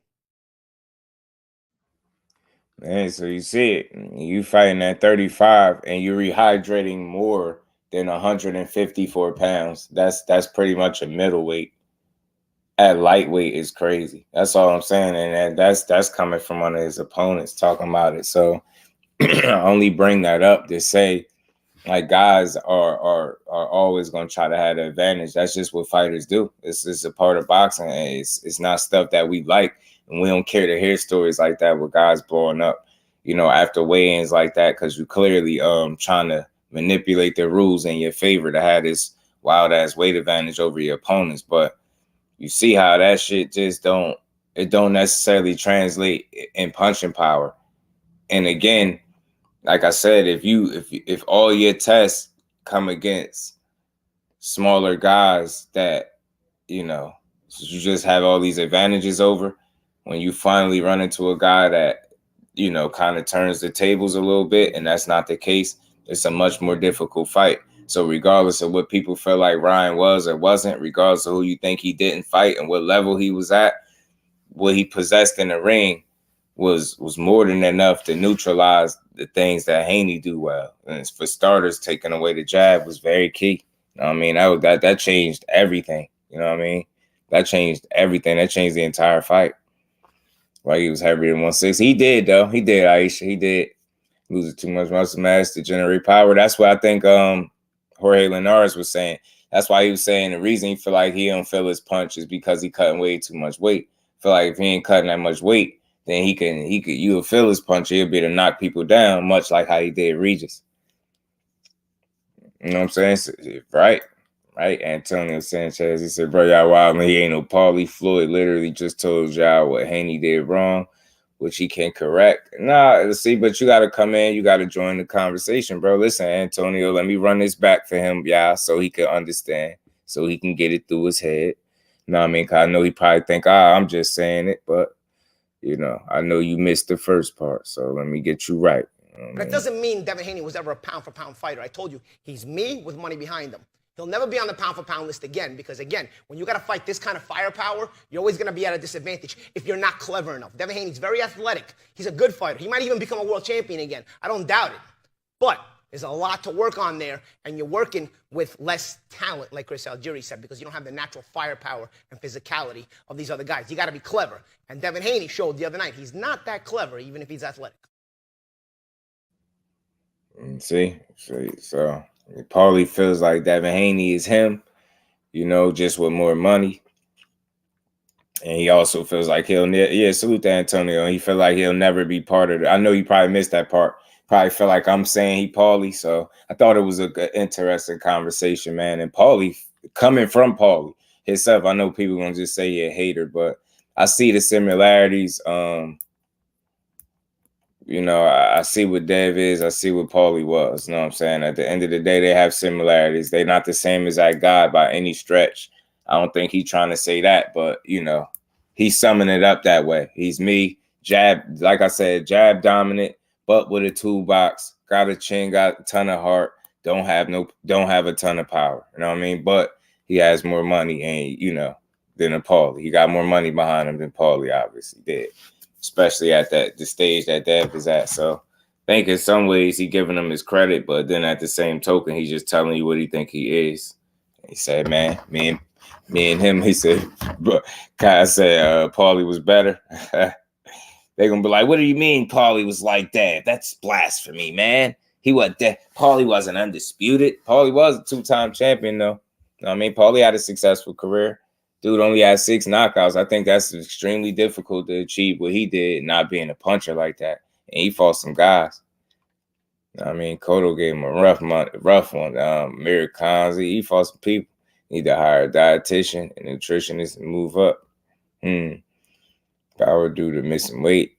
I think Tank put on a rehydration clause on Garcia. Tank put the rehydration clause, in my opinion, to level the playing field. Tank did it. Tank did that so guys don't blow up.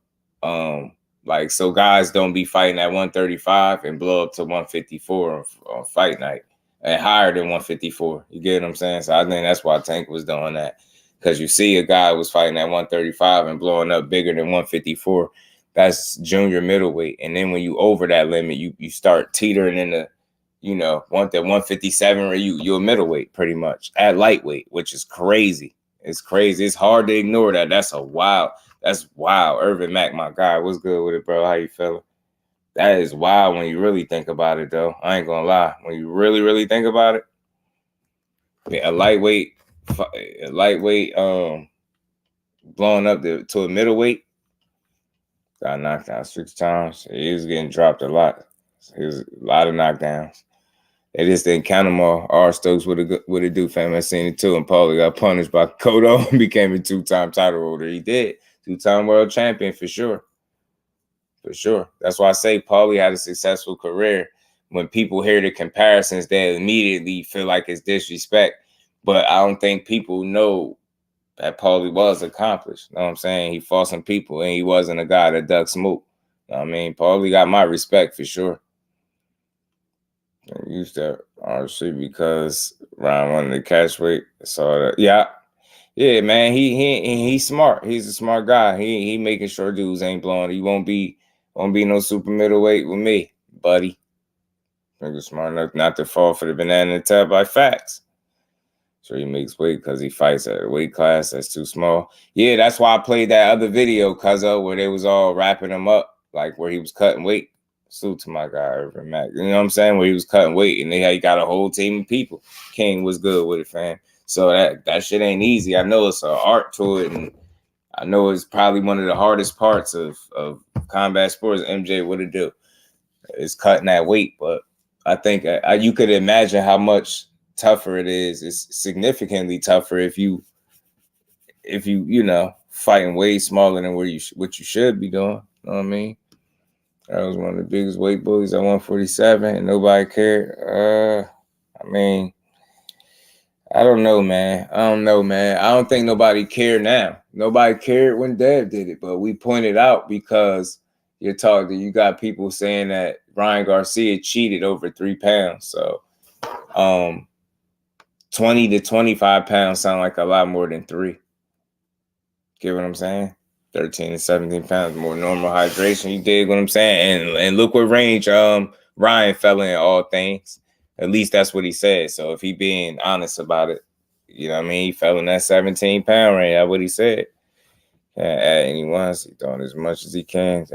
Move up and be comfortable. Yeah, I think it'll be better for him in the long run, but it's risky at the same time too, because again, the lack of firepower at those higher divisions make those fights very tough to win. Italian American boxers in history. Paulie did his thing, man. Never said Tank did something never before done and applied a catch weight plus rehydration pause. Shoo, boy.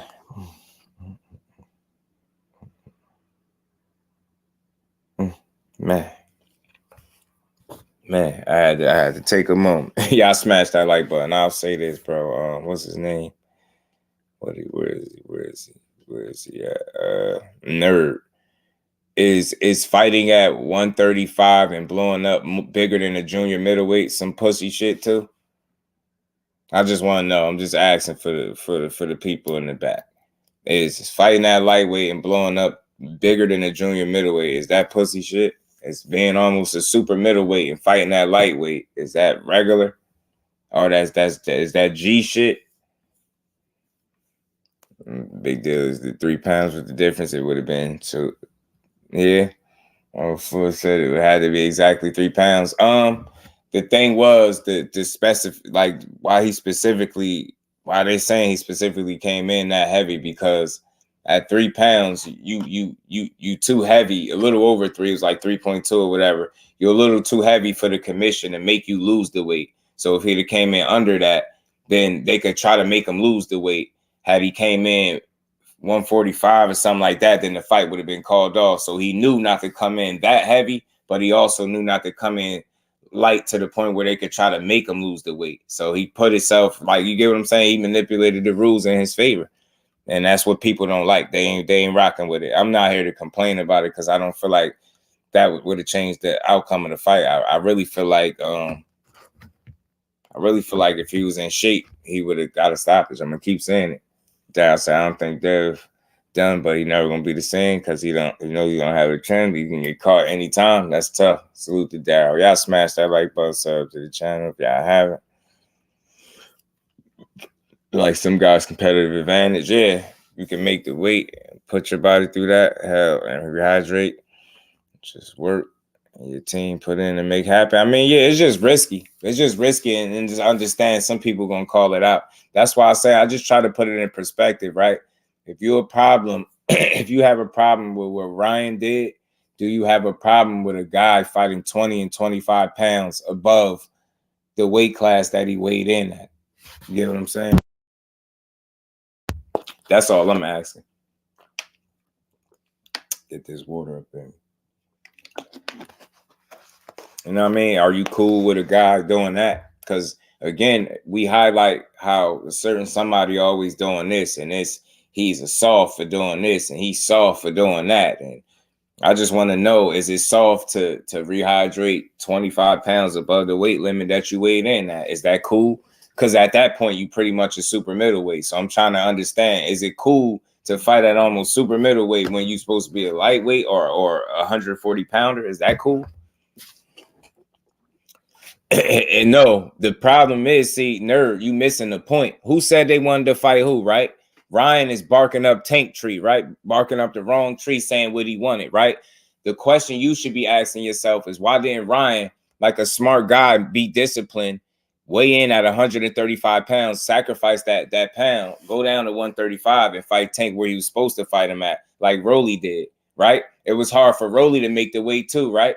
But Rolly did it, and he rehydrated to what? That 165 that y'all think he's scared of. Well, he did that on fight night, according to the coach. So again, why didn't Ryan sacrifice the 1 pound to rehydrate as big as he wanted to? Because he's a damn fool. You should have sacrificed. Again, you said you wanted to fight him, right? You know what I mean? And you was gonna have to play by his rules. So again, you only looking at it one way. Think about the physical advantages you already give up when you the size and stature of a Tank Davis. Why would I allow a guy to blow up damn near 3 weight classes above the weight limit and fight him and give him that kind of advantage? So what I'm saying is, let's call it a spade a spade. If you can see it on one end, you damn sure can see the advantage for the other guy on the other end. Rob, what's good with it? If Haney was 3 pounds over, could he have won? Nah, I don't think he would have won. I don't think it would have changed nothing, Rob. Salute to you, bro. 3 pounds, 3 knockdowns. Yeah, I don't think he would have won. Respectfully, bro. I don't think he would have won. I don't think the pounds would have did it. The pounds had nothing to do with the lapses and holes in defense. You get what I'm saying? The pounds had nothing to do with the lack of preparation for the left hook that he claimed that he knew that's all he had. You get what I'm saying? Like, you got to think, man. Your boy be on it, man. What is it about Ryan that made a lot of people like people? I don't know. He shared a ring with him. Maybe he fought all C-level fighters. Maybe he was a C+. How hard was it to just stay fully focused, knowing that possibly any moment the fight could have had another opponent in the ring because everything was. I mean, I'm mentally strong. I got that tunnel vision, so it's like it was what it was. Whatever it was gonna be, it was gonna be. Like I said, I'm chasing greatness. I want to be, great. So Ryan's just another opponent on the list. It's the C-level itself, Vaughn. What it do, family? Zenith, my guy. What's good, family? Rolly came in 165. That doesn't even get talked about enough. Yeah, our Breezy. I said it. I be bringing it up though whenever it comes up. I always highlight it because I remember it being said. You know what I mean? He said it's bad. I salute to my guy. So, Trumps, how you feel about Canelo fighting Benavidez? I don't feel like we gonna see that fight. I feel like the longer it takes to make that fight, the less likely we'll see it. Because Canelo is only getting older and Benavidez is gonna continue to be dangerous. I think one of the main reasons why that fight ain't gonna happen because Benavidez also moved up, so he kind of probably gonna stay up that way. And the fact that he looked like he could be a cruiserweight, possibly a heavyweight at some point in his career, I don't think Canelo want to deal with all that size. Didn't age well at all. That's all. That's why y'all know I'm the clip king. I keep the clips on deck for a minute, man. I keep the clips on deck for you know what I mean, for the combo, man. They all stay busy fights. You see what I'm saying? Stay busy, man. So you get what I'm saying? Nah, Tank listen, I don't know what pass Tank get. Tank gets shitted on for everything he do. He literally fighting a guy that they said he wouldn't fight, and you got dudes jumping on panels talking about they not excited for the fight. Yeah, I just can't get excited for the fight. Like, what? What do you watch then? You can't get excited. Like, you don't think Frank Martin is worthy? He's a worthy opponent. I just can't get excited. Like, what?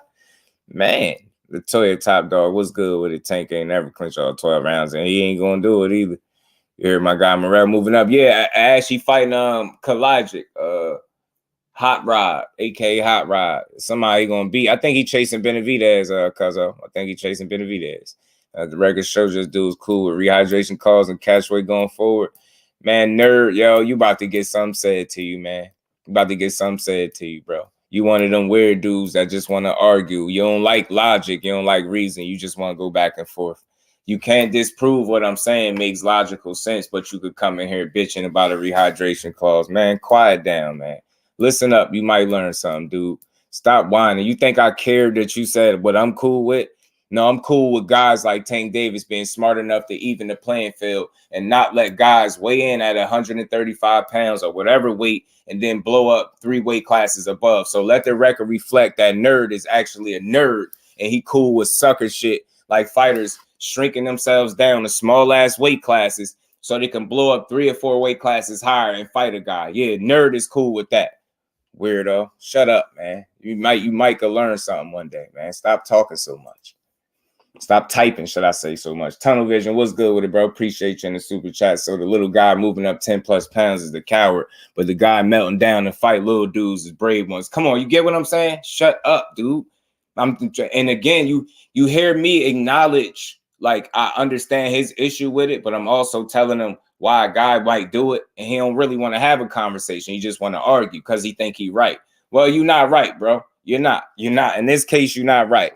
He's smart enough to even the playing field. He already naturally gives up so many physical advantages. He would be a complete fool to let a guy come in 3 weight classes above the weigh-in limit just for your entertainment. Goofy, man.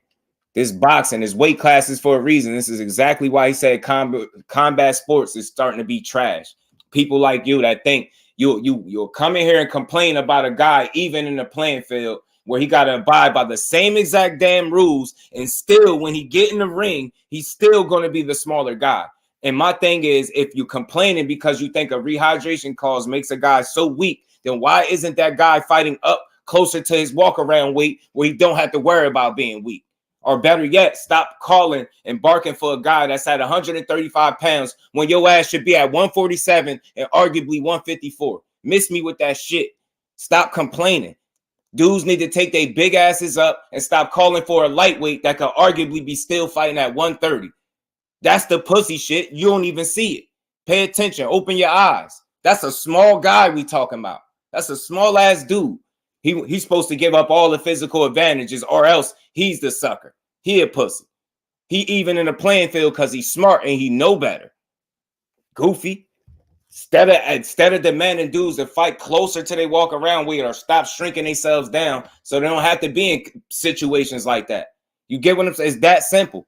I bet you Frank Martin ain't got to worry about no rehydration calls. You know why? Because he's actually at 135 pounds, where the rest of these damn clowns need to be at if they keep uttering they want to fight Tank Davis. You take your goofy ass to 135 or you shut up, because that's where he at. And he ain't moving his weight class for nobody else. Can't nobody demand what he should do next. Can't nobody call no shots and say, hey, come up here and fight me at a catch weight. You're complaining about a rehydration cause, but you got Ryan Garcia literally yelling, let's fight at a catch weight of 144 pounds.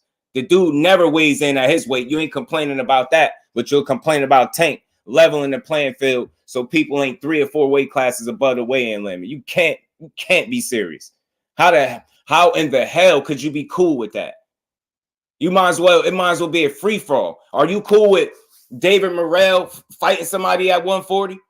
Are you cool with a David Morrell, somebody at 68 fighting a guy at 140? That you shouldn't be cool with a guy blowing up to damn near super middleweight fighting a guy at 140.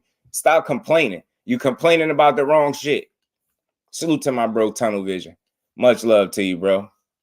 And we ain't never got a box again. Well, I already been getting these bets, but now it's time for you to get your just Salute to my guy, Tunnel Vision. It's weird. I don't see how people think. Yeah, how do you think that's cool? Yeah, let me shrink down. Let me shrink down. Look sick as hell on the scale.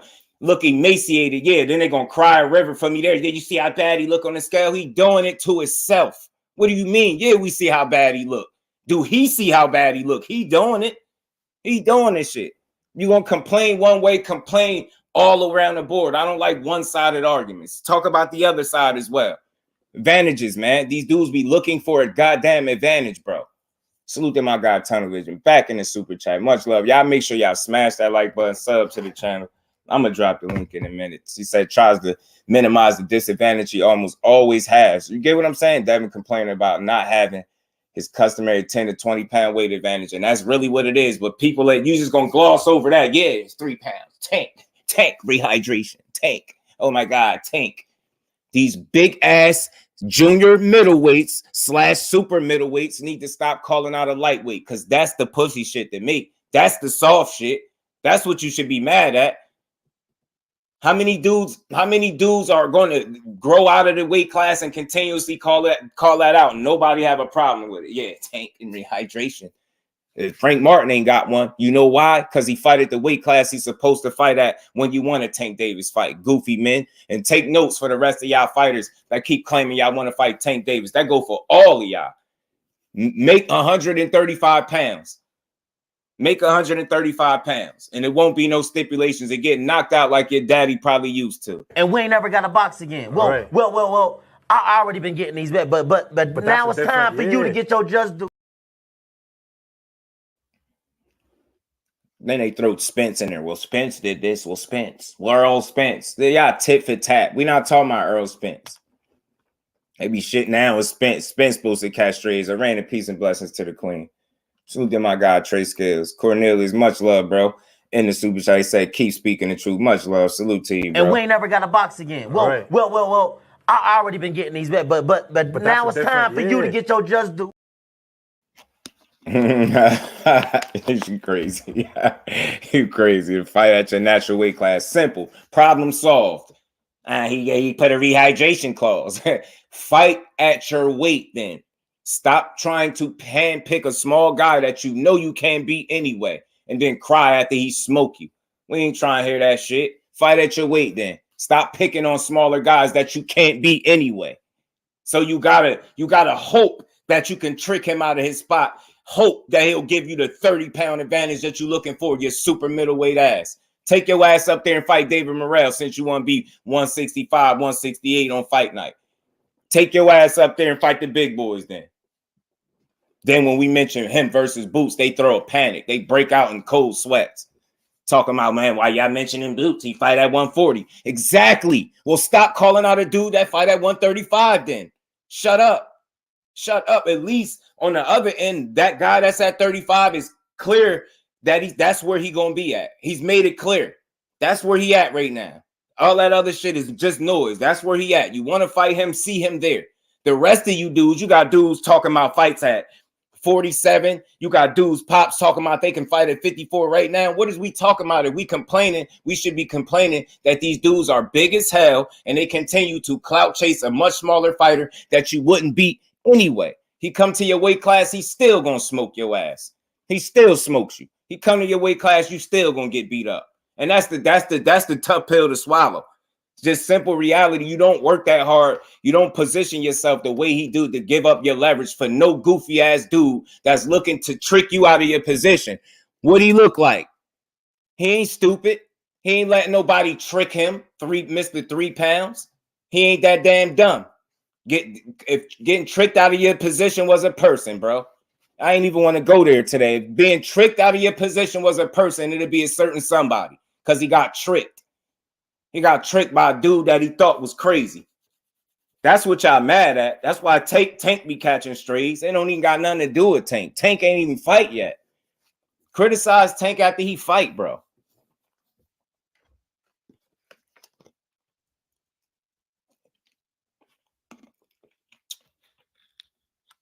Y'all smash the like button. Sub to the channel if y'all haven't. Trick and treat it, Banks. You get what I'm saying? Treat it. He got tricked and treated, bro.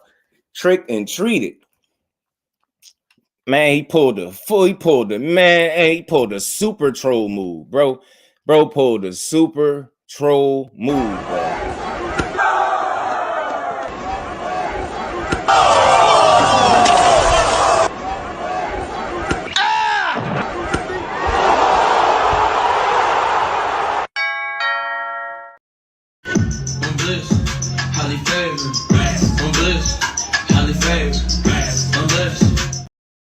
That's how you know that boy acting up. You know, he acting crazy.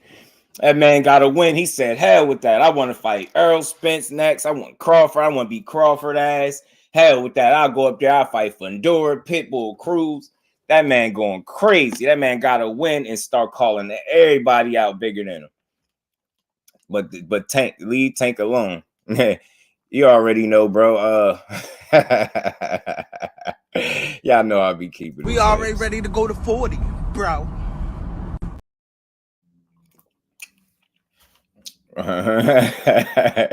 Salute to Israil Davis. Ryan quit. You don't get another shot. He stole one, Zane. He stole one. He stole one. That bro stole one, man. That man stole one, yo.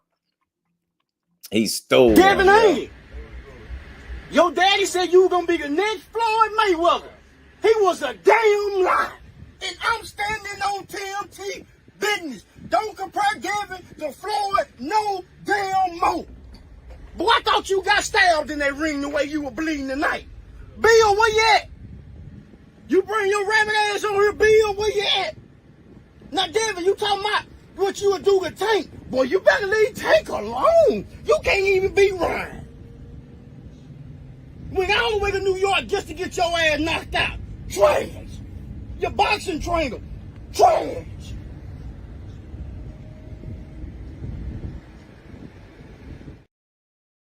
Oh, and I just want to jog y'all memories real quick, though. I want to template my guy, Melanie Queen. Peace and blessings, Queen. How you feeling? Y'all smash that like button, sub to the channel. Salute to my dog, IB.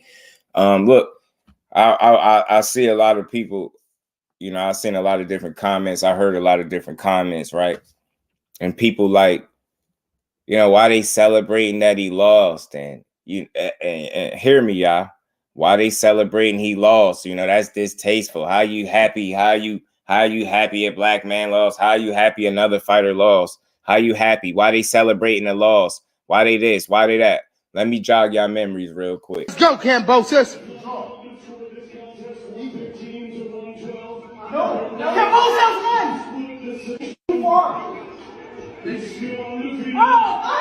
Bullshit. Let's go. Let's go.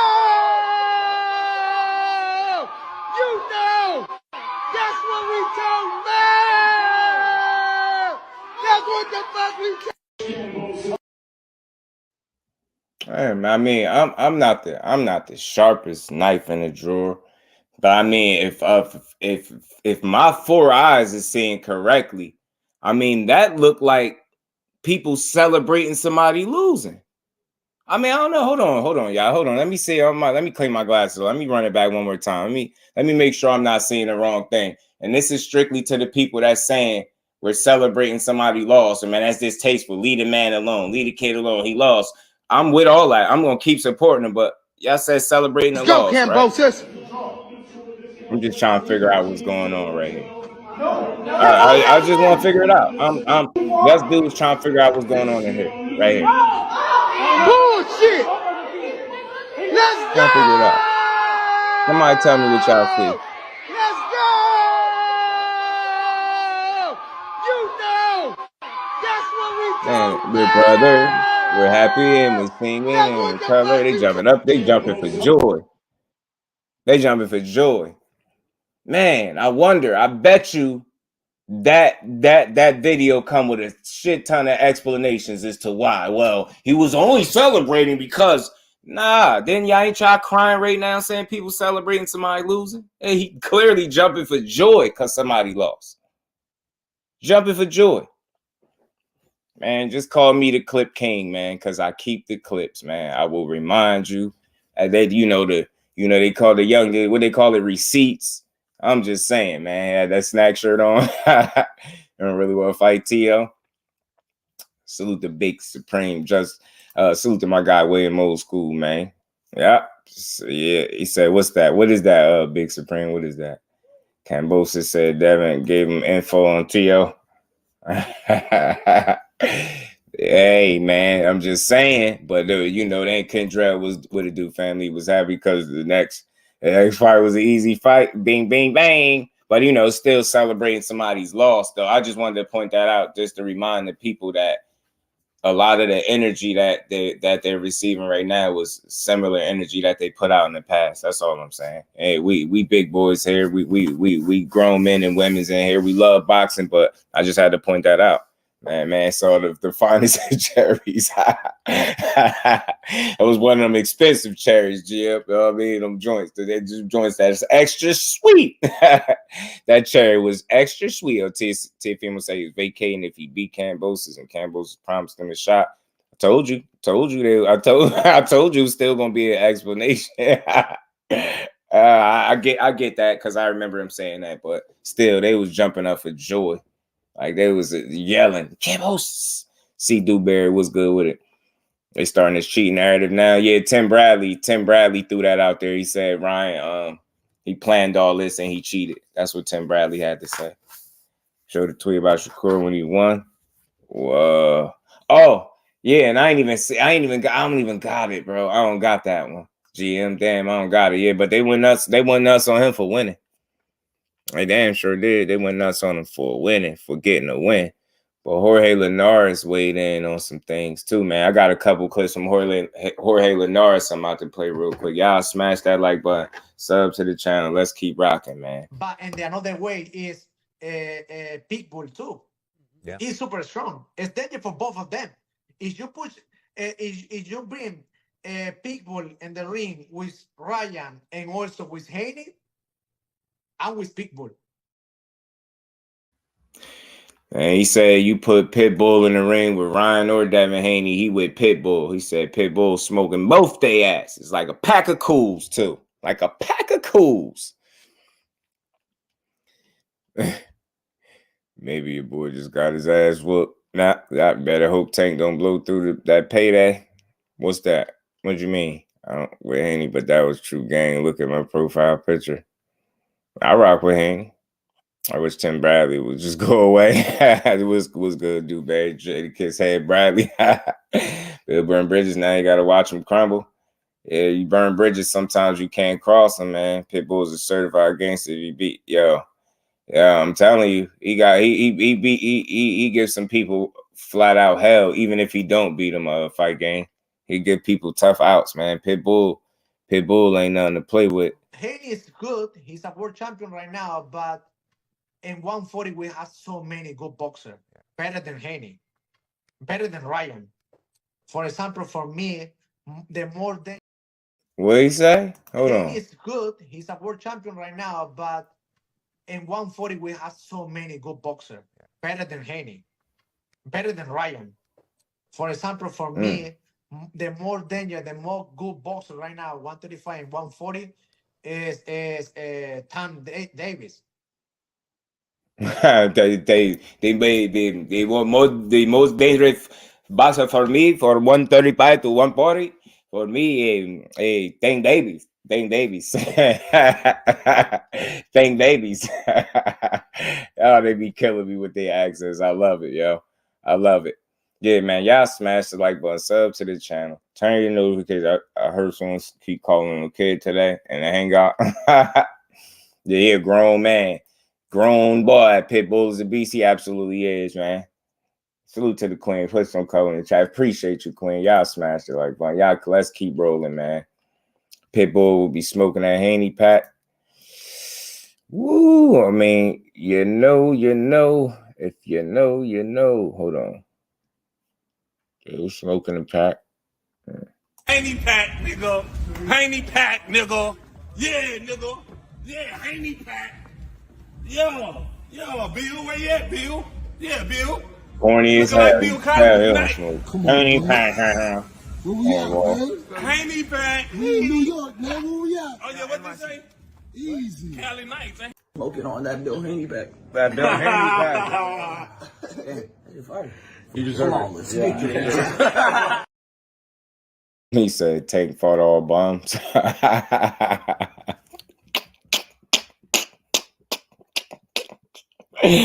Shit me, bro. Woo, boxing is tough, bro. Boxing is tough, man. Kurt said he fought all bums, man. Well, I tell you what, one of the bums that Tank fought and knocked out just almost beat piss down Haney leg. He almost beat piss down his leg. What's that one, Jay? What's that one? Say, look at that tweet. Oh, I got you. I'm getting my phone. Y'all smash the like button, bro.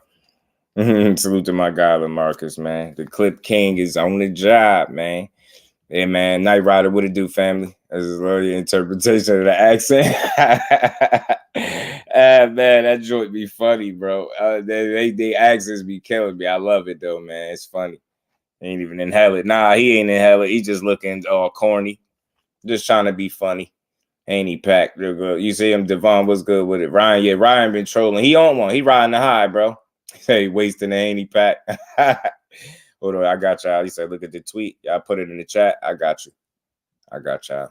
But that make Devin. That's why I say, man, me personally, Just Do don't call fighters bums, because you know, that's tough. But I just feel like what people gonna keep missing with Tank is the same thing they miss with Terence Crawford. And not to try to say they're the same fighter, but the interpretations of Terence Crawford and Tank Davis is eerily similar in terms of what people feel like they accomplished.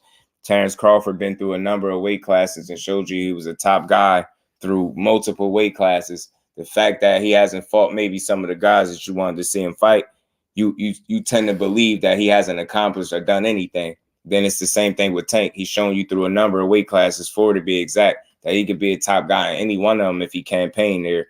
And and people will still tell you he ain't did nothing. No, he's saying no. I'm saying Tank. I was saying that's salute. I about to say that because not Kurt. You don't never be saying that. Salute to my guy Kurt Douglas. Right, that's what they say. He fight all bums. That's what they say. I'll be like, damn, bro. That boxing is tough when y'all think that. Hold on, y'all. Y'all say tweet at something. I got you, Big Supreme. Tweet. I got y'all. Make sure y'all smash the like button. We ain't done. Salute to my bro Kurt Douglas. Loma with the smoke, Mikey. You see how early his ass retired. Been food at 135 today. You know what I think? Retired Mikey. I'm gonna be honest with y'all. I think that Earl Spence fight. I think he that's just not a fight he needed. You know what I'm saying? He asked for it, but I think that took some fights off his career, to be honest with you. I think he was doing just fine until he ran into Earl Spence. You know what I mean? I don't know about lightweight. Yeah, a year later. I'm telling you. Oh, yeah, facts, man. Salute to my guy, though, man. Yeah, that Kurt, my guy. Rome, my bad, Kurt. Rome, what's good with it, Brody? Salute to my guy, man. Let me pull this up. I got y'all. Oh, shit, damn. Devin Haney, really Chris Colbert. Damn. Golly, they killing him. P. Diddy, I'll be missing you. Golly.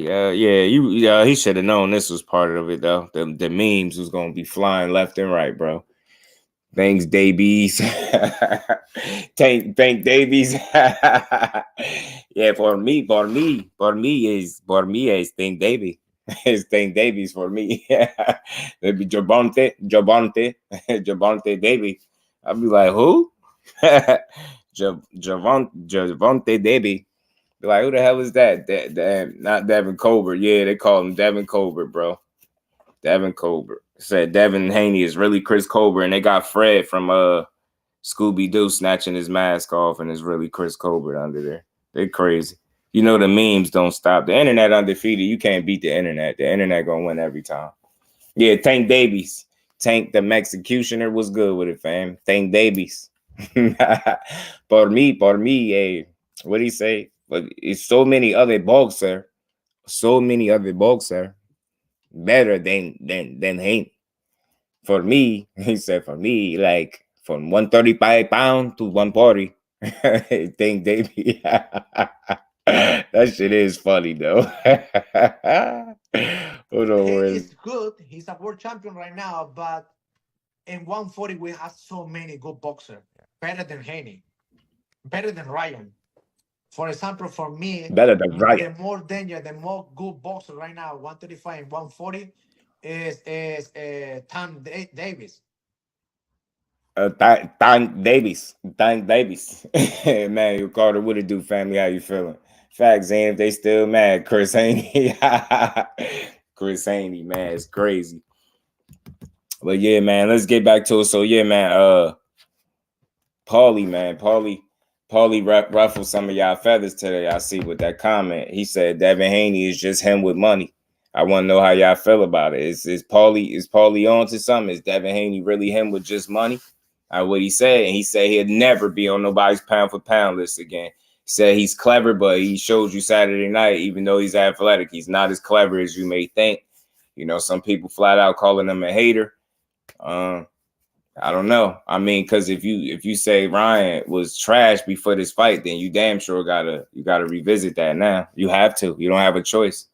Paulie was undisputed. No, I knew that's something. I said that's what they was gonna say. Well, Paulie wasn't undisputed. Paulie was a 2-time world champion, though. Javante Davis, Javante Davis. That'll pick a Mayweather learning how to multiply by 3. Yeah, stupid. Y'all ain't saying shit but crying here. He's quit his. Yeah, the fight over, man. He survived. He lived to fight another day. He said he'd be back. Y'all should be mad at Bernard. Bernard said he ain't got look. I think in the long run, it was more of a negative to Devin Haney, who might not have a long career. He took the punishment, so to me, it's more of a detrimental to him than actually bad for Ryan. I think the referee was very brave. Yeah, the referee kind of with someone else's life, but it ain't his. That benefit doubt can cost you your life. So which one you rather choose? See, he said he might not have a long career because he took that punishment.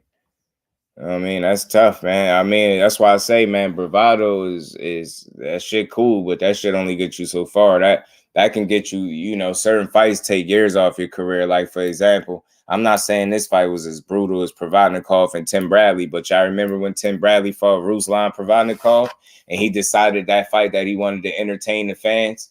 You get what I'm saying? That he wanted to entertain the fans, and I might revisit this, man. Do y'all remember how he fought Ruslan Provodnikov? And that was the one fight that he decided, yeah, I'm going to please the fans, you know, and I'm going to just be this entertaining, come forward guy. 100% that took fights off his career. That might have took years off his life. It's so serious. So what I'm saying is it wasn't as brutal as Tim Bradley and Provodnikov, Devin Haney and Ryan, but the mentality that Tim Bradley shared in that Provodnikov fight is very similar to the mentality I think that Devin Haney had in that fight. And the results was similar. Difference is Tim Bradley still pulled it off. Dev came up short. Get what I'm saying? That's a risky approach with a guy that can knock your lights out.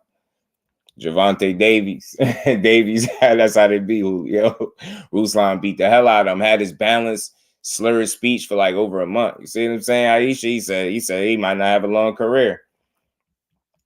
Damn, I had that in here too, GM. I had to make room, so I had to delete it. I had that exact clip too, bro. I had it. Blueprint GP said everybody saying Haney is Paulie now. And Paulie said it. Look, I'm going to play it again. My bad, y'all. Y'all know how we do. We going to build, man. We're going to get back to it. But let me play this one more time for anybody that didn't hear it, man. Paulie said it himself. But it doesn't mean Devin Haney was ever a pound-for-pound fighter. I told you, he's me with money behind him. He'll never be on the pound-for-pound list again because, again, when you got to fight this kind of firepower, you're always going to be at a disadvantage if you're not clever enough. Devin Haney's very athletic. He's a good fighter. He might even become a world champion again. I don't doubt it. But there's a lot to work on there, and you're working with less talent, like Chris Algieri said, because you don't have the natural firepower and physicality of these other guys. You got to be clever. And Devin Haney showed the other night he's not that clever, even if he's athletic. Let me see. And salute to Chris Mayweather Algieri, against Mosley man. got hurt very early. After that, what happened? Mosley didn't win a second of the rest of the fight. Haney got hurt the other night. all over the place after that. He abandoned his own jab after a few rounds. You know what I mean? Why? Because the guy's hooking off your jab. So feint with the jab. Show different levels with the jab. Show different feints off the jab. That fight should never have picked up the pace at any given point. Haney should have deadened that fight with his jab and won a quiet fight, a la Shakur Stevenson, who he was criticizing. That's what you got to do when you got a boxer like Haney, who's not a big puncher, against a power puncher like Ryan Garcia. Yeah, man. So, I mean, it's constructive criticism if you ain't being sensitive about what he's saying. I said this before, and I'm going to say it again. I posed a question on one of my lives. Can he win an exciting fight, or do he have to make it boring? You know what I mean? And he went in there, and I think he went for the excitement factor. And like I said, wrong tactics put him in a very bad situation very early in the fight. And then it trickled down, and then the 7th round, it was just a turning point in terms of punishment and damage being sustained in that fight for him. So Adrian was good with it. He said Ryan was 180. Tough. I would never know. He said, I mean, look, he said he gained 17 pounds. That's the only thing I have an issue with, right? Unless y'all got some information I don't have, I don't know. I know we could say what he looked like and all of that stuff, right? I get it. But if the man said he gained 17 pounds, and somebody just randomly saying, nah, he was 180, like, I was tough. Like, you get what I'm saying? I don't know if I can just say he's 180 out of nowhere. You know what I mean? I haven't seen that anywhere. Gertz, what it do, family? I thought that was a master of distance. Why his fans keep telling him that? Because he was supposed to. He was supposed to keep that distance, man. He was supposed to utilize that distance and stuff. I don't think he was going for that approach. That's what made the fight so, you know, it led to an entertaining fight, but very risky approach for him, to say the least. You know what I'm saying? Very risky. But you live and you learn. You get what I'm saying? You live and you learn. That wasn't working because he stabbed the body or dug under, in and out. Yeah, man. He neutralized it early. Get down where you shot at. Get down where you bad at. Man's got to keep coping. Yeah, man. Y'all got to just keep healing, man. We going to heal with y'all, bro. We going to heal with y'all. It's all good. Man, let the ring with this shit on his body. I'm telling you, bro. And you show the masterclass of clinching and shit. Damn. Peace and love to my baby girl, the queen, Miss Just Do. How you feeling, baby girl? Remember about the way, it's just the fact that Ryan thought you were sweet and easy work. He wasn't. Yeah, nah, he definitely wasn't no easy work for nobody, for sure. Salute to them boys, though, man. But the reason I revisit this because Paulie has some interesting things to say. Some people gonna get mad, cry a river. Paulie said, and for anybody that didn't catch it, I'll just say it. Paulie said Devin Haney is like him with just with money. He said he didn't think he was a pound for pound fighter, and he said he's not gonna be on anybody's pound for pound list ever again. He said he thinks he can recapture a belt, and there's no doubt that he'll be a champion again, but he just don't see him being on nobody's pound for pound list. He don't see him being a pound for pound type talent. That's what he said. Think Ryan got a southpaw problem. KO was good with it, bro. He said people fight like Devin for a reason. They don't like to get hit because their chin is questionable. You think his chin questionable too, KO? I just think he got cracked by Ryan. That could punch really good, though. You know what I mean? I think he got punched by a legit puncher, but I get you. I think he got punched by a legit, I'll say this, right? Being that he kept getting up and he was getting cracked, and I get it. I'll say I would look at his defense as being more of a red flag than the chin, right? I think your chin is going to be your chin, but I didn't think his chin was bad, but I think the defense got exploited. You know what I'm saying? I think his defense or lack of creativity defensively, like Paulie said, not as clever is what people say, and I don't want to put that on him, but I just say it was some holes in the defense. Turn to a road runner. That you heard Julio, you heard what he said. Win a boring fight. Win a boring fight if you got to, bro. But win that fight. Don't go out there and get smoked trying to be something that you're not. That only works as if you win. If you win, then it's a different conversation. You're like, oh, he showed a different wrinkle or element to his game, and he went out doing this. But if you lose, bro, it's like, see, that's why your ass should have boxed. It's one of them. He was never a master at distance. He's had a reach advantage. You never know how good these guys are until they fight guys their size or their fans want to protect them. And that's just true, bro. That's why it's weight classes for a reason. And you see it when guys fighting dudes more comparable to their size, you really get to see how good somebody is. Yo, it's just the honest truth. His bridges in the 7th. Yeah, it was tough. That 7th round was tough. Yeah, Bill. Leon said Bill has ruined his son's career disrespecting Floyd. He even qualified, even talk Floyd about the boxing business. Yeah, I think they dished out a shit ton of disrespect towards Floyd for sure. And they could have did without a Cecil. What it do, bro? How you feeling? So it's definitely under investigation. I get it. I just feel like if he start getting dropped by non-punchers, I definitely look at it, different. But I just felt like he wasn't prepared to take them punches that Ryan was delivering. He was catching them joints flush on the chin. I'm like, man, just wasn't ready. He wasn't ready. Tank ain't this, Tank ain't that, Tank ducking. We the face of boxing, Bill Combs. That's how they be, bro. Let me get this out of here now. Let me get to what I'm getting to. 2 cents boxing, peace and blessings to the queen. How you feeling today? Tank the best and has the best test. Frank is his, yeah. And that's why I say when I heard somebody say they can't get excited for that fight, I was like, huh? How? How the hell you can't get excited for that type of fight? That's a damn good fight. Started wobbling against Senator Martin. Yeah, that's why I say I'll think. You say you talking about the delivery. Who can he come against and at what weight? Yeah, I mean, he got a decision to make, Devon. Like, I think he stays at 40 because I think he learned some things about himself in this fight. I think he learned more about himself in this loss than he did in that Loma win. And I don't see him necessarily going to 47 after taking a loss like this. I think the smarter bet is to stay put and try to make your bones at 140. But as it remains, like not having the physicality and the firepower to keep these guys at the upper echelon of 140 off you is always going to be an extreme challenge for you. And it's going to be difficult for him to navigate through that. This is going to continue to be a problem for him, or a challenge for him, should I say. Mello, what it do, family? Madrimov can be a problem for Crawford. Drew can fight, switch hitter. To my bro Casper. I just think he lacks the experience for Bud Crawford. I just don't see him on his level, but I could see him testing him or pushing him, giving him a good fight. I think Bud can get him. But we'll see. Anything is possible. Tasmanian Wolves was good with it. That's a shrewd plan. Rematch for sale with Devin to get that belt. Good boxing down and Devin is shot. You think Dev shot now? Damn. I don't think the young Jit is shot. I just think he had a tough night in the office, and just like any other fighter, you gotta give him an opportunity to respond, to see how he'll look when he recover. You know what I'm saying? Sandur is a dangerous fight.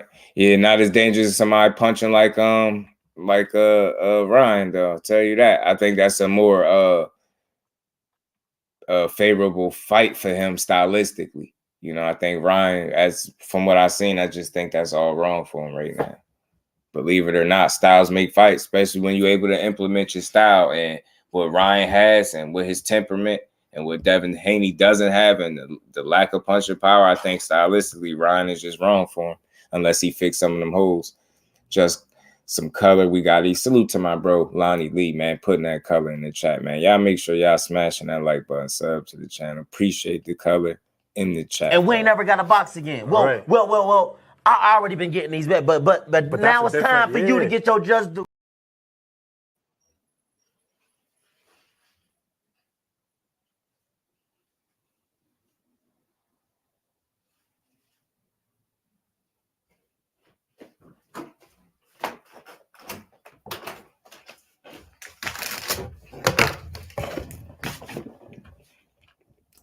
My bad, y'all. I had to grab some water.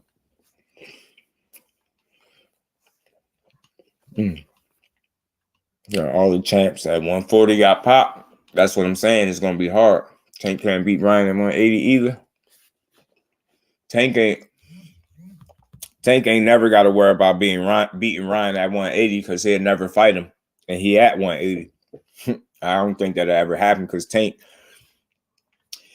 can't be blinded by money and tricked out of his position because he already that guy. The reason that Dad was chasing this fight was money. He clearly said it. He said the hell with legacy. He did that at 35. He said it was about the making the big fights, the money fights.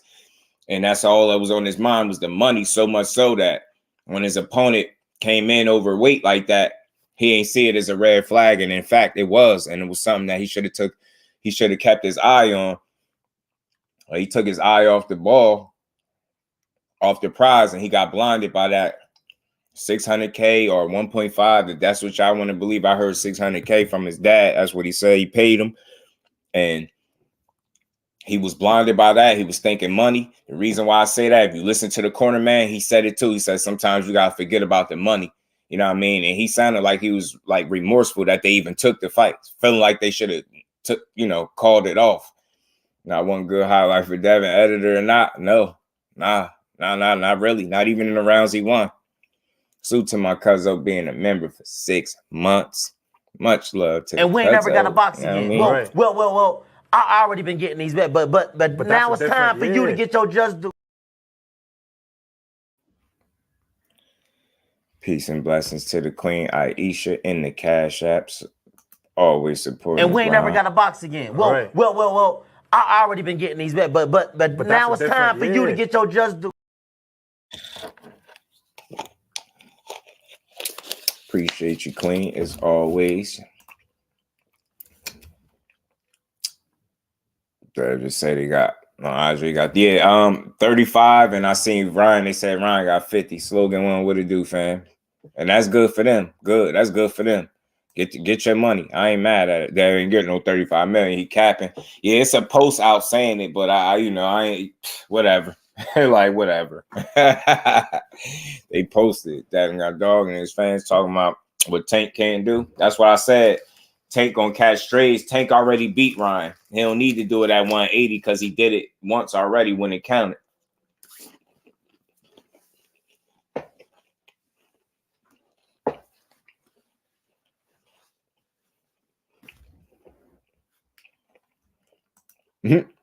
Said that whole fight didn't make 35 million. Keller, what's good with it, bro? How you feeling? He said, I ain't pocket watching, but I ain't no fool. Yeah, 180, cuzzo. That's the new one.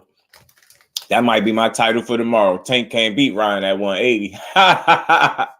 Hey, yo, that's going to be the title tomorrow, bro. That's what we talking about, y'all. Read the rematch at 180. Tank can't beat Ryan weighing 180, yo. Nope. And after that, it's going to be like, yeah, I bet you he won't go fight Benavidez. I bet you Tank won't fight Benavidez.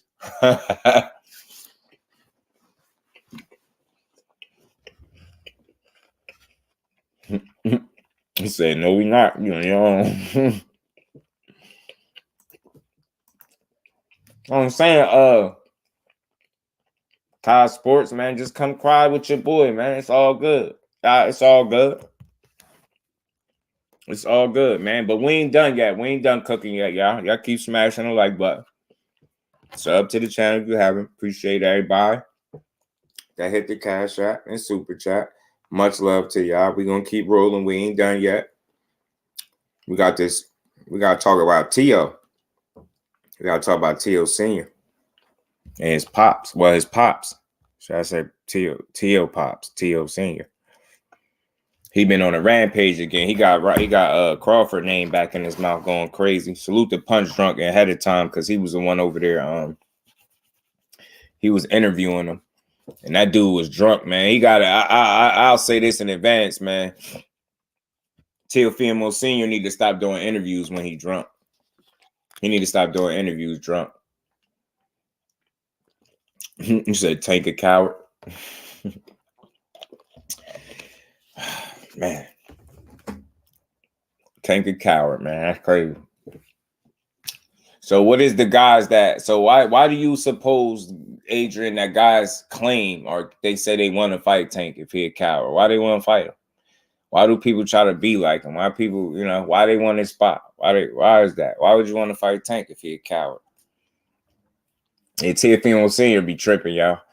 The real top 10 in boxing. One Bud, Usyk, Anyway, Beal, Shakur, Morrell, Boots, Tank, Loma, Janabek.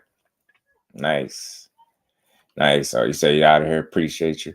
That's why Keyshawn Davis knocked him out. Oh, yeah. He be tripping. These numbers, dog. Yeah. They got to jazz it up for their guy. They got to jazz it up for their guy. Because in the long run, it only hurts you when you can't validate, substantiate them narratives and them BS numbers that they be putting out. So let them keep doing it. Let them keep Let them keep running their head into that brick wall. You know what I'm saying? Foolish as these people are.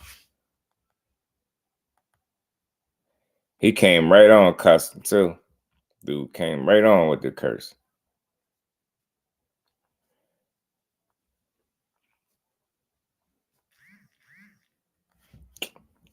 The hell, bro?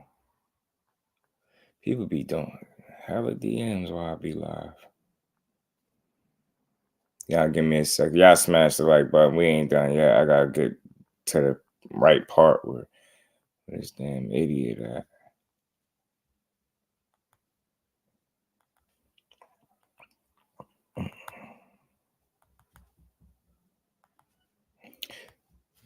Keyshawn gonna be on that undercard. Yeah, that's what I hear. I hear you on the undercard. So I want to see it. Salute to my guy, the phenomenal show. Yeah, Punch Drunk had T.O. Sr. on. Salute to him, but he had T.O. Sr. on. Like I said, I think this dude need to stop doing interviews while he drunk. Like you try to do what you want, but you gotta remember your words and the stuff that you say is attached to your son. So people gonna always connect your behavior to your son. You know what I'm saying? Always.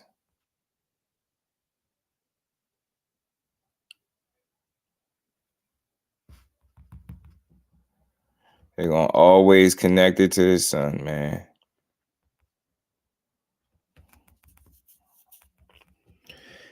There's thousands of tickets available today to find a way they made it close to that much money. The numbers, I be seeing these posts. I just be taking them with a grain of salt sometimes because they just come out of nowhere. And then they expect everybody to run with it with no valid information, just a post with some numbers on it. Ain't getting in the ring with Terence Crawford. Nah, he need to chill. Like Crawford, I'm telling you, I hope Crawford heard this interview. I swear, I feel like I should just send it to him. Hey, Crawford, you talk. The way he was talking, he shouldn't even be talking like this. Being at the last time, that's why Terence Crawford was waiting for your asses at medical, bro. That's why he was waiting for y'all at medical, because y'all was out here playing on his name. So again, salute to Punch Drunk. I see the interview, but I gotta play this because this dude was talking crazy last night. He was talking wild. Rudy Exposure was good. Who's worse, T.O. Sr. or Bills? T.O. Sr. T.O. Sr. by far. I'm gonna say by far, but I think T.O. Sr.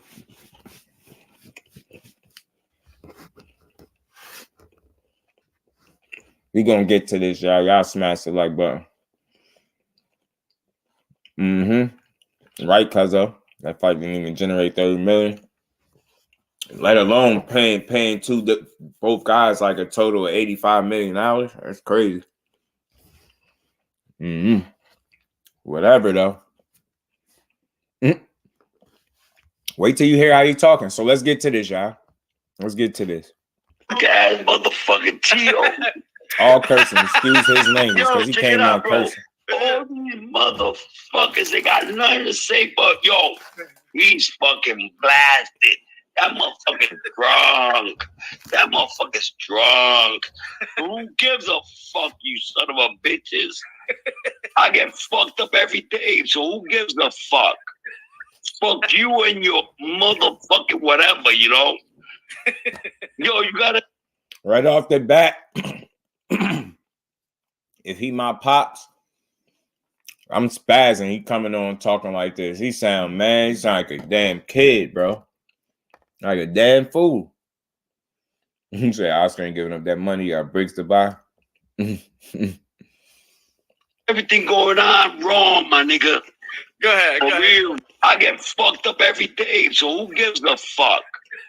Fuck you and your motherfucking whatever, you know? Yo, you got everything going on wrong, my nigga. Go ahead. For real, you got everything wrong, man. Everything you've been saying is wrong, bro. How you gonna say that to me, bro? Think everything I'm saying, you gotta rub the because right now in your hand. Facts. I got fucking facts. Talk. Telling me that. Oh, Devin might come back. Bro, that motherfucker never did anything. That nigga never was same thing I said, y'all. He was always out. You know what I'm saying? We made that motherfucker. And you know that. He say he made Devin Haney. Like, when my son was dying with the composers fight, you saw that fucking shit. Those motherfuckers started jumping and hugging each other, throwing themselves to the floor. Fucking stupid. Oh, this is what he talking about. Just to jog y'all memories when he talking about when he fought Cambosis. Cambosis wins.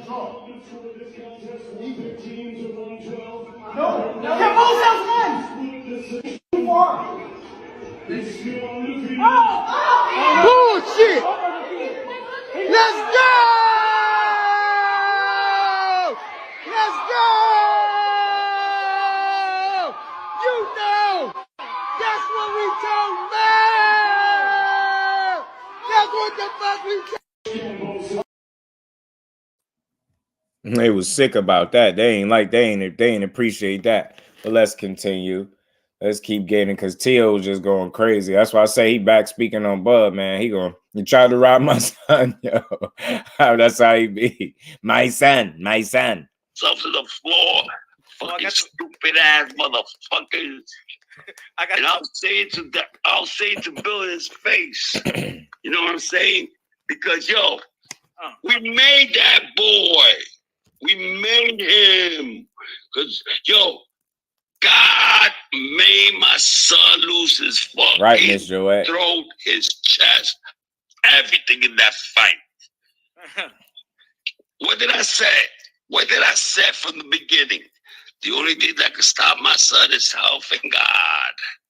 You know, I said, I don't know why God did that to him that night, but it happened. Exactly. I don't get it. The doctors were saying, like, this kid is God gifted because you can't even fucking do 3 steps with the condition that he had. And every round I was so telling how did he fight the whole I'm gonna fight? Stop the fight. I'm gonna fucking stop the fight. Gonna die on me, my motherfucker. His fucking neck was swollen, bro. This is why you don't do interviews when you load it. You know that shit, bro. I know. Yo, you wrapped up that shit. I was there. Yo, you looking like Tony Montana in that tub, man. Do the Tony Montana today, hey. I can't go lower than that. I can't go lower than that. Yeah, he lit, y'all. He's toasted. Yeah, they're probably gonna arrest my fucking ass. Yeah, Tony Montana. Oh, he definitely toasted, y'all. He's drunk. He's about to start talking crazy. He's wasted. Of course I'm wasting, you son of a bitch. I got money, niggas. I got 9 to fucking do but fucking make money and trade my son. The best fighter in the world. You got everything wrong. Moon, you got everything wrong. Oh, I did everything wrong. Maybe Derek could probably pull it off, bro. Then fine, come back. That motherfucker was a soft ass motherfucker. And I told that motherfucker, it's the Mike Tyson show. You heard me. The karma's gonna hit you, motherfuckers. You lying about my son sparring. My son fucking kicked your fucking ass, and you sat down in the corner with your headgear, your gloves, and what I told him, your father was lying to your ass. You apology because fucking Floyd Mayweather, Sam Duda, and all these motherfuckers put you up there, bro. Come on, man. Did I say that shit first? You said it. Yo, I said that shit 5 years ago. All these soft ass motherfuckers are gonna fucking fall, and my son is gonna be on the top. And you can. Your son lost first, goofy man, and he lost to a worse fighter, in my opinion, to Cambosis. What the hell you mean they all gonna fall? He fell first, and then he had multiple bad performances after that. He fresh off looking suspect against Jermaine Ortiz. From what we hear, he fighting Steve Claggett. At least he fought Ryan Garcia. He fought somebody that he was familiar with in the amateurs. Like, he fought a better opponent than what your son about to fight, for damn sure. And you lost to Cambosis. Keep talking about your throat, your lungs, and all of that. bro, if he was that bad and you allowed him to still fight, you are a fool. Because y'all put the bag before his health. I'm not trying to hear none of that bravado shit. If he was as bad, if Teofimo Sr. or Jr. was as bad as what you say he is, then he shouldn't have fought. As a father, I would have not let my son get in the ring if his esophagus was gone, his throat, and he didn't have no air in his chest, whatever weird stuff you talking about, dude. You know what I mean? Yeah, that's why I'm hearing Steve Claggett, bro. I'm hearing Steve Claggett. T.O. got on this joint after a while, too. This was a long-ass live. Salute the punch drunk, but T.O. Sr. be bugging out. You know what I mean? Go eat that shit, motherfuckers. Mad All cursing. of you motherfucking hating pieces of shit. Look, he going nuts on the Haney. None of these motherfuckers. Listen to him. He sound like he mean it. Look at him. Come on, man. Did I say that shit first? You said it. You said it. Yo, I said that shit 5 years ago. All these soft ass motherfuckers are gonna fucking fall, and my son is gonna be on the top. And you can fucking go eat that his shit. His esophagus is going. Like, what the all hell? you motherfucking hating his esophagus. Pieces of shit. I can't stand none of these motherfuckers because they so stupid. You know what I'm saying? They think about their fucking fans. You know what I'm saying? They so stupid. They think about their fans. They so stupid. So how you feel? Tell me something, Moon. So how tell me something, Moon. So how you feel about? I want you to tell me something, Moon. Go ahead. How you feel about? No, fuck that shit. Listen to what I'm gonna tell you. No, fuck that shit. Yeah, hey, you got the floor. He just took over the show. Talk to me. When did Jermaine Ortiz fight like that? Never.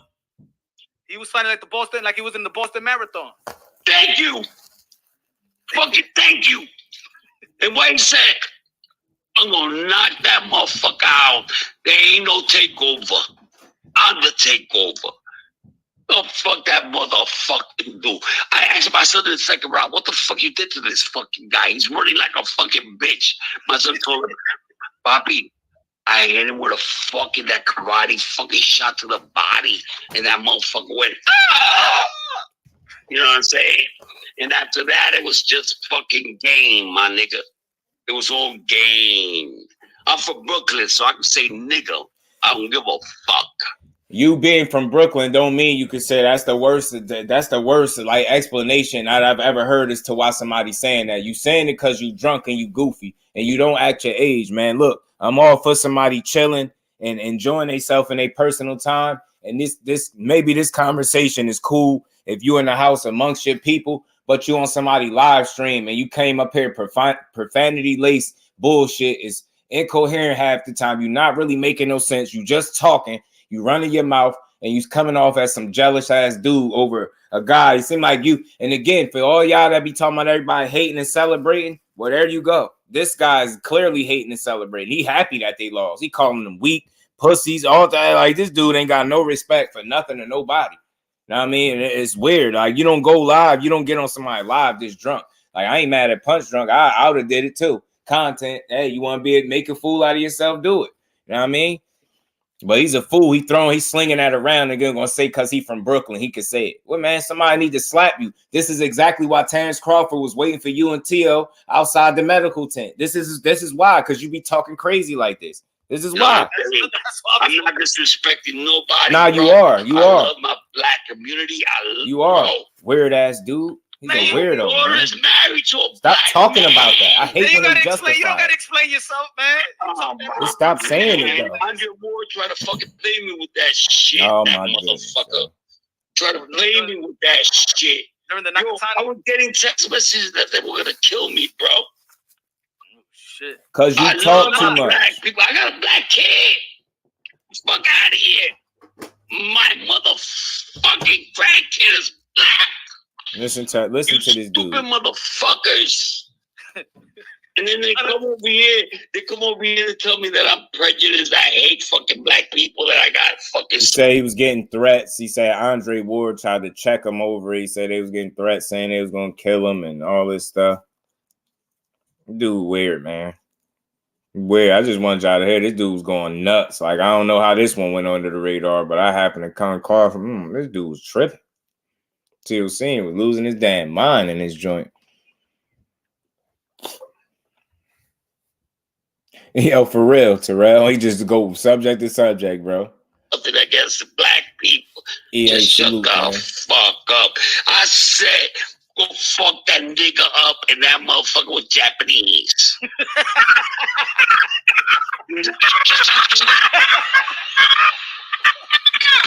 Come on.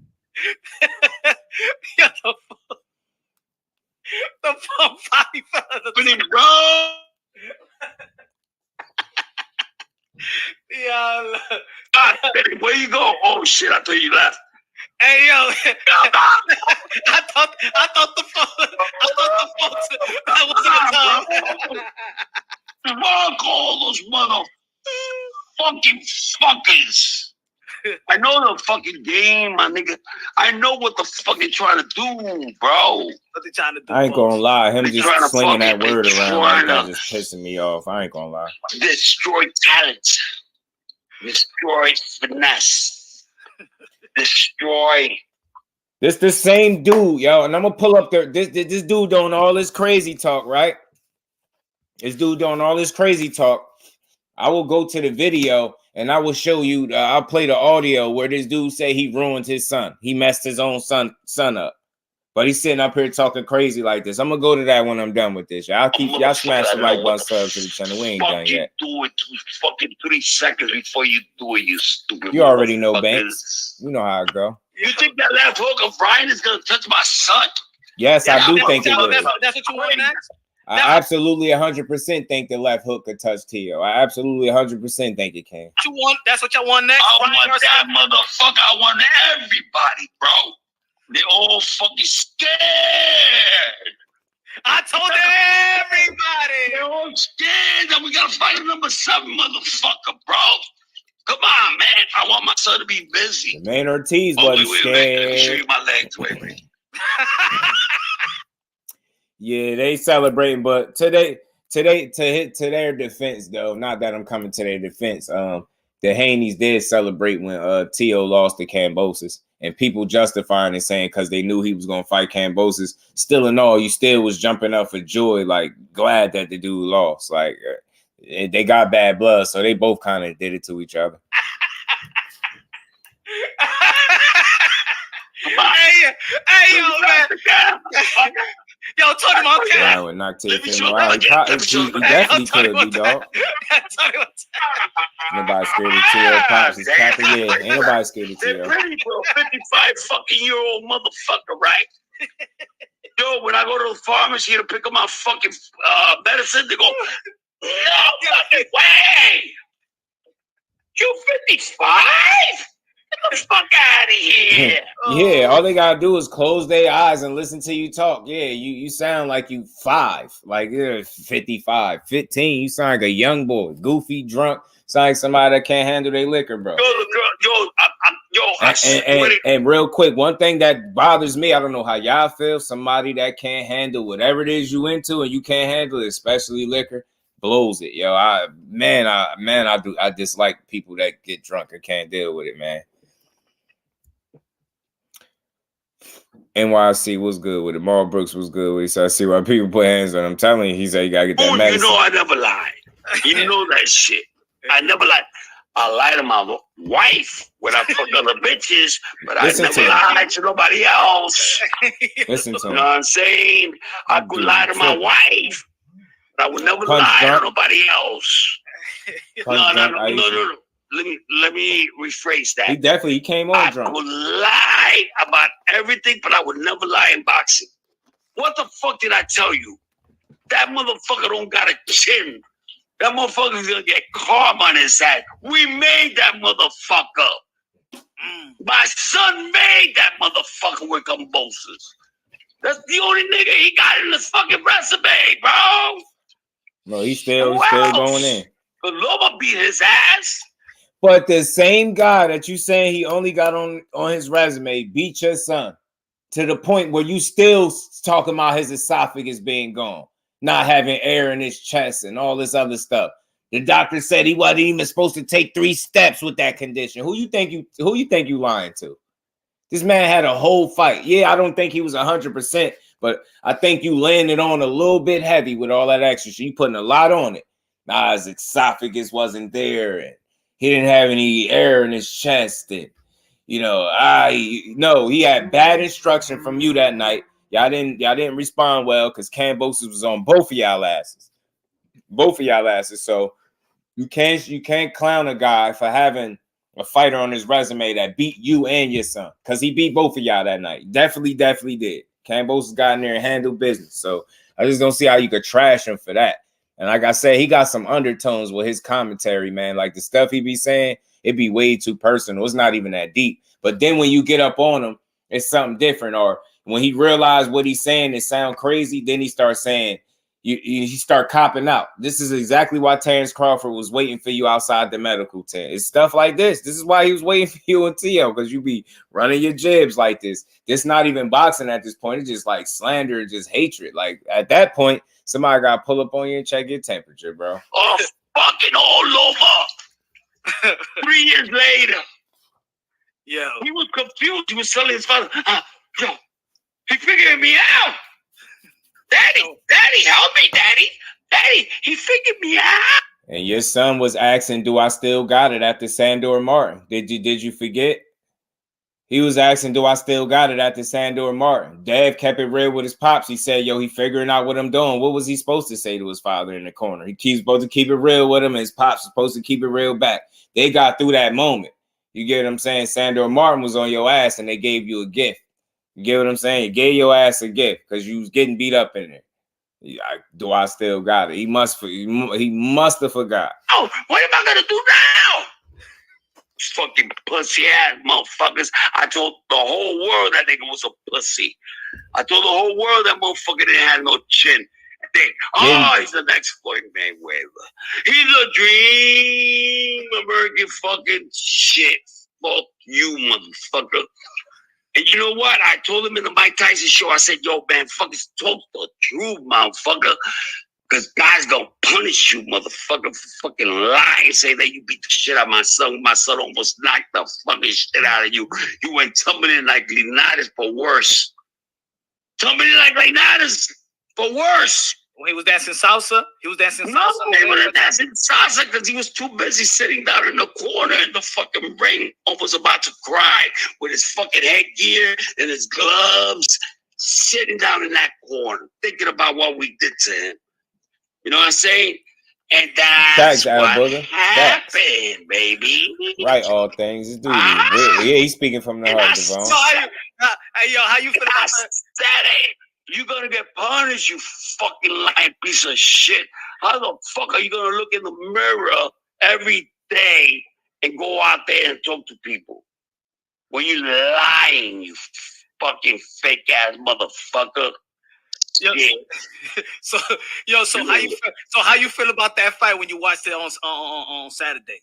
How you like the Ryan Garcia and Devin Haney? How you like the fight? I knew that was gonna happen, but there was no way that Devin Haney was not gonna hit him with that left hook. Look what he said. That's what happened when you drunk. On Saturday. How you like the Ryan Garcia and Devin Haney? How you like the I knew that was gonna happen, but there was no way that Devin Haney was not gonna hit him with that left hook. There was no way Devin Haney was not going to hit him with the left hook. See what happens when you being drunk, wasted, and foolish? You up here saying the wrong shit. There was no fucking Punch up way there in the talking world. about something. But I gave him a chance. Gotta correct him, bro. Let me rephrase it because I don't lie. I said, if Devin Haney stays away from that left hook and does not get hit with that left hook, he can survive and win. Bro, they wanted this guy to fucking win so bad that the referee was helping him. Come on, man. Harvey Doc was out there, man. It was like 2 against 1. Get the fuck out of here. Fucking Ryan fought the referee, Devin Haney, and the motherfucking judges, bro. I gotta give it to the kid, bro. I hate you know all what I'm this saying? I don't like the doing. way he fights because fuck it, I don't want to say the word, but it's a word that you can't say on social media, right? But man, you said all the damn words in the damn book. You won't stop now? No, but what I'm trying to say. Look, he egging it on. What I'm trying to say. Tú dijiste todo dicho ya. No te lo voy a decir ahorita. He's gifted. You know what that means, you know? Ay, con el show de rol, el show de rol. Disrespectful. Ay, pégame, maricón. Pégame la espalda, maricón. Pégame la espalda. Ay. Get the fuck out of here with that shit, motherfucker. That's...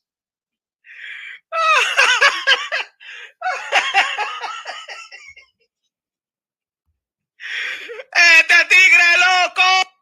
Yo, we fighting a fucking guy that's number 7 in one of the rankings, bro. That's how low we going because these motherfuckers don't want to fight us, bro. Pussy ass motherfuckers, Terence Crawford. That shit only lasted a week. Talking about Crawford. That shit only lasted a week. Yo. Oh, that motherfucker was waiting for my son in medicals. Thank God, motherfucker didn't see That's me. why she bro. got her That's ass the canceled real in one, NYC. bro. You gonna see a real one, motherfucker. Hey yo, bro. When I was showing up, your son want to jump on. Your son gonna fuck jump that on. shit. Let me talk. When I was showing up, the cops was taking that motherfucker out. Thank God, bro, because I'm not gonna fucking hit him. Now he talking about that situation You know what I'm with saying? Crawford again. Stupid. I'm gonna make him. Now Crawford took him serious. NYC. This what he explained when Crawford was waiting for them outside of medical because they was doing all that talking. He said when he arrived, the cops was taking him away. That's because Crawford was pulling up to check temperatures, bro. You know what I mean? Nah, he is. He is. He egging him on. You got to save your man from himself. Chris, what it do, family? How you feeling, bro? 23. So he way worse than Bill. Absolutely, he is. Way worse. It's moved. Way worse. That's why I said he is. You know what I'm saying? You know what I'm saying? I know what you're saying. Fuck around, motherfuckers. You know what I'm saying? Like, fuck you, Terence Crawford, you fucking pussy motherfucker. I don't see how people missed his interview. This shit personal, bro. He took it personal, bro. Because you talking crazy. Trying to fight this guy. Why are you gonna take it personal, bro? Calling this man out his name like that. You know what I'm saying? I know what you're saying. That fight is better than the Canelo fight. This retarded guy, he's trying to fucking fight a guy that's he's trying to be, bro, that shit was a fluke with Earl Spence. It was a fluke. Benavidez, bro, we fucked that motherfucker up in fucking sparring, and he was scared of Benavidez. Bro, his father had to stop him because my son broke his fucking nose. Go and fucking look it up, motherfucker. And you was scared of that motherfucker. I know you're scared. You're so fucking scared. And I know you don't like me, and you don't like my son, and you want to come over here and fucking show up with my son. My son will fuck you up, bro. My son ain't scared of nobody, bro. Yeah, I said it was neck and neck. Nah, it's Teo by a long shot. Medicals? Why? Why are you doing that, bro? He asking why is he pulling up on them on medicals? Because you are up here. You just called this man out his name, all types of stuff. You're claiming that a guy that is a 2-time undisputed world champion, been 3-division champion, on his way to another weight class, is scared of your son when your son ain't even thinking about going to 47 or nowhere near no Terence Crawford. Y'all clearly clout chasing, and it's one thing to clout chase, right? It's one thing to clout chase, but it's a whole other thing when you being disrespectful, bro. You do disrespecting the hell out of multiple fighters. You just went crazy on the Haneys. Then you move from the Haneys to Terence Crawford. Now you're going to try to convince the world that a guy that's about to fight at 54 is scared of your son who's at 40, having tough times with guys like Jermaine Ortiz and Sandor Martin. Come on, man. You can't possibly think he on Terence Crawford level. You can't be that stupid as a father. Can't be that damn dumb. Can't be that stupid, bro. Let's get back to it. You're the best in the world, motherfucker. We want to fight our best. And you angry at us? What the fuck we ever did to you, bro? We never did nothing to you. My son is a real one. And you don't want to face a real one. Because you got to kill my son for you to beat him. You got to kill him. He went 12 rounds with no fucking oxygen in his fucking chest with convulsions. This man said he went 12 rounds with no oxygen in his chest with Kambosos, man. If he don't go sell that to another fool, what is he talking about?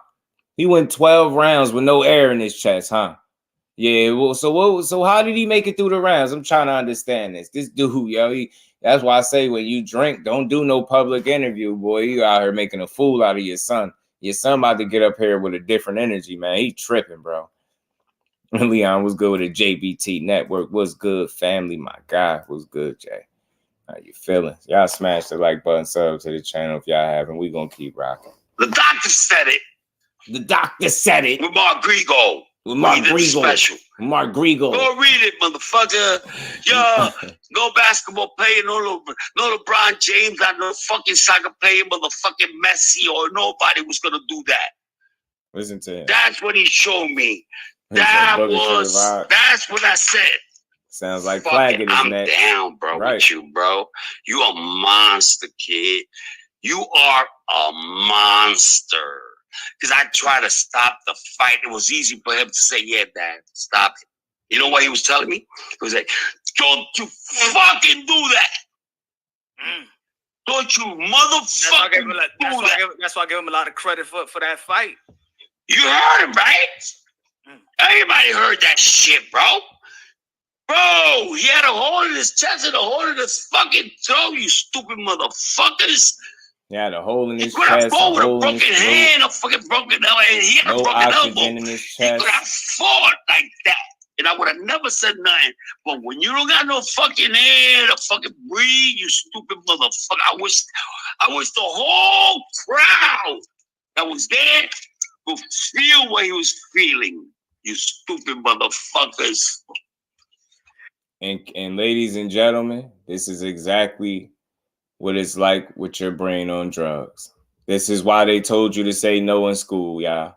This is why they said, just like Jay said, this is why they said it in school, y'all. Just say no. Just say no, y'all. Just say no. Just say no and everything will be all right, bro. Just say, nah, I'm good. Know what I mean? This is your brain on drugs. And that's why he got dropped. Because he wasn't thinking about defense. He said, Dad, I just felt it. And I don't know what the fuck that shit was. I panicked. That's why he was chasing. But he was telling me, yo, Dad, the more I go after him, the better I feel. You know why? Because it's your adrenaline. You know what I'm saying? Yeah. Yo. Bro, he was fucking on like a year.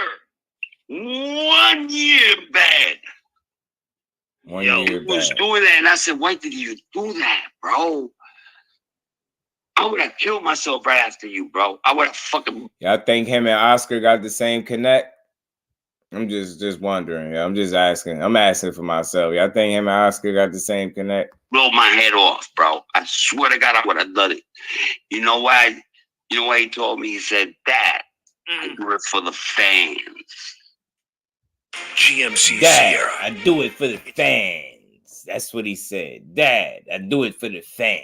GMC Sierra. What the hell? Let's skip it. Why would they dare play this again? Said, Dad, I do it for the fans. Yo. Tay was good with it too. So they chill out. So I keep showing him again. Energy. Yeah, man. Jack. He did a lot of wild stuff. Saying a lot of wild stuff. You know we giving 30K giveaway. He went crazy on. They don't want to hear my voice, motherfucker. But, did you just see that shit? Yo. My brother. God, motherfucker. I got so much fucking shit to say, motherfucker. They gonna make a movie out of me and my son, bro. Bro, I thought it was over, bro, in the amateurs, bro. But then in the pros, LaMarcus. Worse, yeah, bro. he running. He got the torch, and I got running with stories to tell. I got millions of stories to tell. When I was fucking training myself for 3 years in a door that was closed because they didn't let me in because I had a conviction. Good with it, family. So fuck out of here, and I've never fucking stopped. And you think these motherfuckers are gonna stop me now?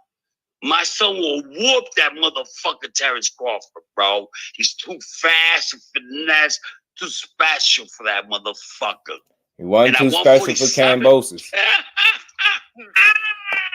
He wasn't too special for Cambosis, Sandor Martin, Jermaine Ortiz, Nakatani. I mean, come on. I mean, but he too special for Terence Crawford. The fact of the matter is, it's cool to you know, the clout chase. That's clout chasing is one thing. That's cool. Everybody do it. Yeah, he lit Mike Biggs. All he been doing is cursing. It's one thing to clout chase, but it's another thing to disrespect while you clout chasing and try to paint that a guy that's minding his business that ain't even thinking about you is somehow scared of your son. Somebody that, you know, your son ain't never been in a ring with nobody remotely close to a Terence Crawford, bro. And he'd get himself hurt bad if he was to get in there with him. You can sit here and play all you want. It's safe behind a computer screen, sitting in his damn jacuzzi. This man sitting in the jacuzzi on with some shades on and a damn a fitted cap, cursing and going crazy, looking like Scarface right out the movie. And you talking crazy about Crawford. And like I said, some people just don't learn. That's why I don't like people that can't control they whatever they habits are, because you just didn't learn. You was talking crazy about Crawford before, and he met you at the medicals. Now you right back talking about how your son will do this and that to Crawford, and he's scared and he won't fight him. And man, that's BS, man. He'd beat Crawford to really do something bad to Teofimo. And I'm telling you right now, when they asked Teofimo about that fight, and he said, yeah, if it gets offered to me, that should have let you know right there that he really ain't trying to make no fight with no Terence Crawford.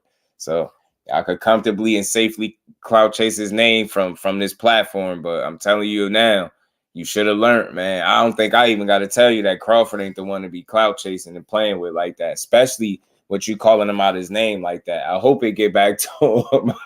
You know what I mean? Teofimo, go ahead in there with Terence Crawford if you bad. You know what I'm saying? That's what your father doing.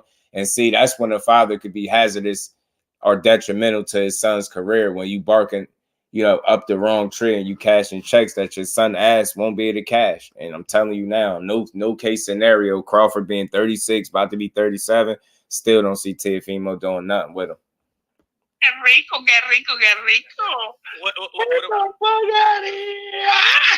So now that Devin Haney lost. Why that motherfucker ain't talking? No more? Why that motherfucker ain't talking? Why is that in a week? To be pussy. See, they disrespect. Canelo, you pussy, bro. You talking about Canelo, you pussy, bro. Me too, Chris. You're talking about something that cannot be made. I'm telling you, Leon, better leave him alone. You old motherfucker. How old is this motherfucker? 37? Oh, Terence? Yeah. How old is he? 37? He's gonna be 37 in September. No, we don't want him at 38. We don't want him at 39. Fuck that shit. We want him now. After Errol Spence. We want him now. Yeah, this guy. Now. Let's go for Crawford. Let's go for Crawford. Bro, when my son calls motherfuckers out, he fights them. You know that. No, we don't know that. Yeah. We don't know that. He's a real one, bro. What are you gonna do with a fucking young motherfucker with a lot of heart? And stop him. That's what he's gonna do. Stop him. If Crawford fight Teofimo, he's gonna stop him. You punch like a bitch. You slap. No, Crawford don't slap. He just talking. Tim was good with it, bro. You know what I'm saying? Till got Devin, Till Pitbull. That's why nobody pays this no attention. Yeah, I think it's still a lot of disrespect in this energy. You don't need this motherfucker, bro. But you know what? No, Till got Steve Claggett, I think, on you know what? The older you get, those are the niggas that you fucking scared of. The young ones. The motherfucking hungry ones. I'm picking it now. I'm saying it now. Crawford stops Teofimo. Give me 1 sec. A lot of things is happening in the sport of boxing, of course. And after the weekend, now he popped off. Teofimo Lopez Sr. came up here. Garcia after Devin Haney, y'all all linked to one another. First and foremost, how you doing now? And yeah, he just chatting for sure, Al Booger. After this, after you chasing Jermaine Ortiz, now because you wasn't fighting, you was chasing somebody. Nah, doing good, man. Doing great. Just, I stay off the radar for a little bit, do my thing, let everybody get their own limelight. But just investing on different things. I got like a new project actually in the works now. So just waiting to have it in my hands. And then, it's definitely everything that I'm doing moving forward, investment wise, is on for the next generation of the sport. Boxing is key. Boxing is everything. So, I'm excited for it, man. I can't wait because when these people, all the professional fighters, use this product that I got coming on, okay, make a good movement. So you're on your business tip right now. You're on the business. Take over, man. Ron say, Let's want to go. fight AJ We now. seen the attire too. We seen the clothes. We seen the fool. cap. We seen the sweater. We see the sweats. Shout out to him, man. Yeah, let me see that shirt. Probably hop out, yeah, probably come back in. Damn, we got the champ. There's some kind of fights like that, everybody got psyched from what Ryan was doing, and he played it smart. Your dad and Rehab, I'm telling you. He came y'all out smash there that and like button, man. We're gonna rock up for a little while longer. We're gonna listen to a little more of this. To him. That's and all we're I can gonna say. close out. And they got their own plans, so I'm just over here just waiting on terms of just like they're gonna do what they do, and yeah, man, we go from there. We see what's next. Well, wait, was you expecting that? Because, a lot of people thought that he was going to Devin was going to outbox him. But y'all already know that Ryan Garcia had the punching power. What was your prediction going inside that fight? That fight? My prediction was that it was just all in the system. So it was just going to play out the way it was. Haney was supposed to win. Yeah. So I'm actually happy the way things turned out the way it did, Had I, so with Ryan now in the mix, it just makes things much better. But that doesn't take away from what Haney has accomplished and what he's done in his time frame, and he just wanted to cash out, but he sure did. So hey, all money ain't good money. All money ain't good money. Turned down more Taya, Elvis Rodriguez, and Kenneth Sims Jr. They said to fight Steve Claggett. If you was put in that position, what you would have done? You would have took the fight? I was put in that position. I didn't take the fight. Okay. Yeah. I didn't take the fight for a lot of reasons. And that was the reason, like, into terms of you just don't know what's really happening behind the closed doors. So, there's a lot of shit that we can get in the mix. I can't believe that he put on those boxing shoes. Devin Haney? He had the Uggs. He had some Uggs. Man, I don't know what those was. Them shits wasn't it. He had some hush puppies. Did you just say Dad wanted to cash out? Almost sound like that, didn't it? I don't understand it, but hey, they must have paid him a good amount of money for it. So, he's going to do what he got to do. Maybe he likes him, but that doesn't take away, man. It looked like he had too much going on. I think with Haney, they got too many around him, I would say. Too much, even though he's training hard and he's always been brought up like that as a kid. I think that with Haney, he's just there's too much around him. And his dad's paying a lot of people amongst that, so that's just overwhelming. Maybe they needed that to like reset and restart what they got to do next.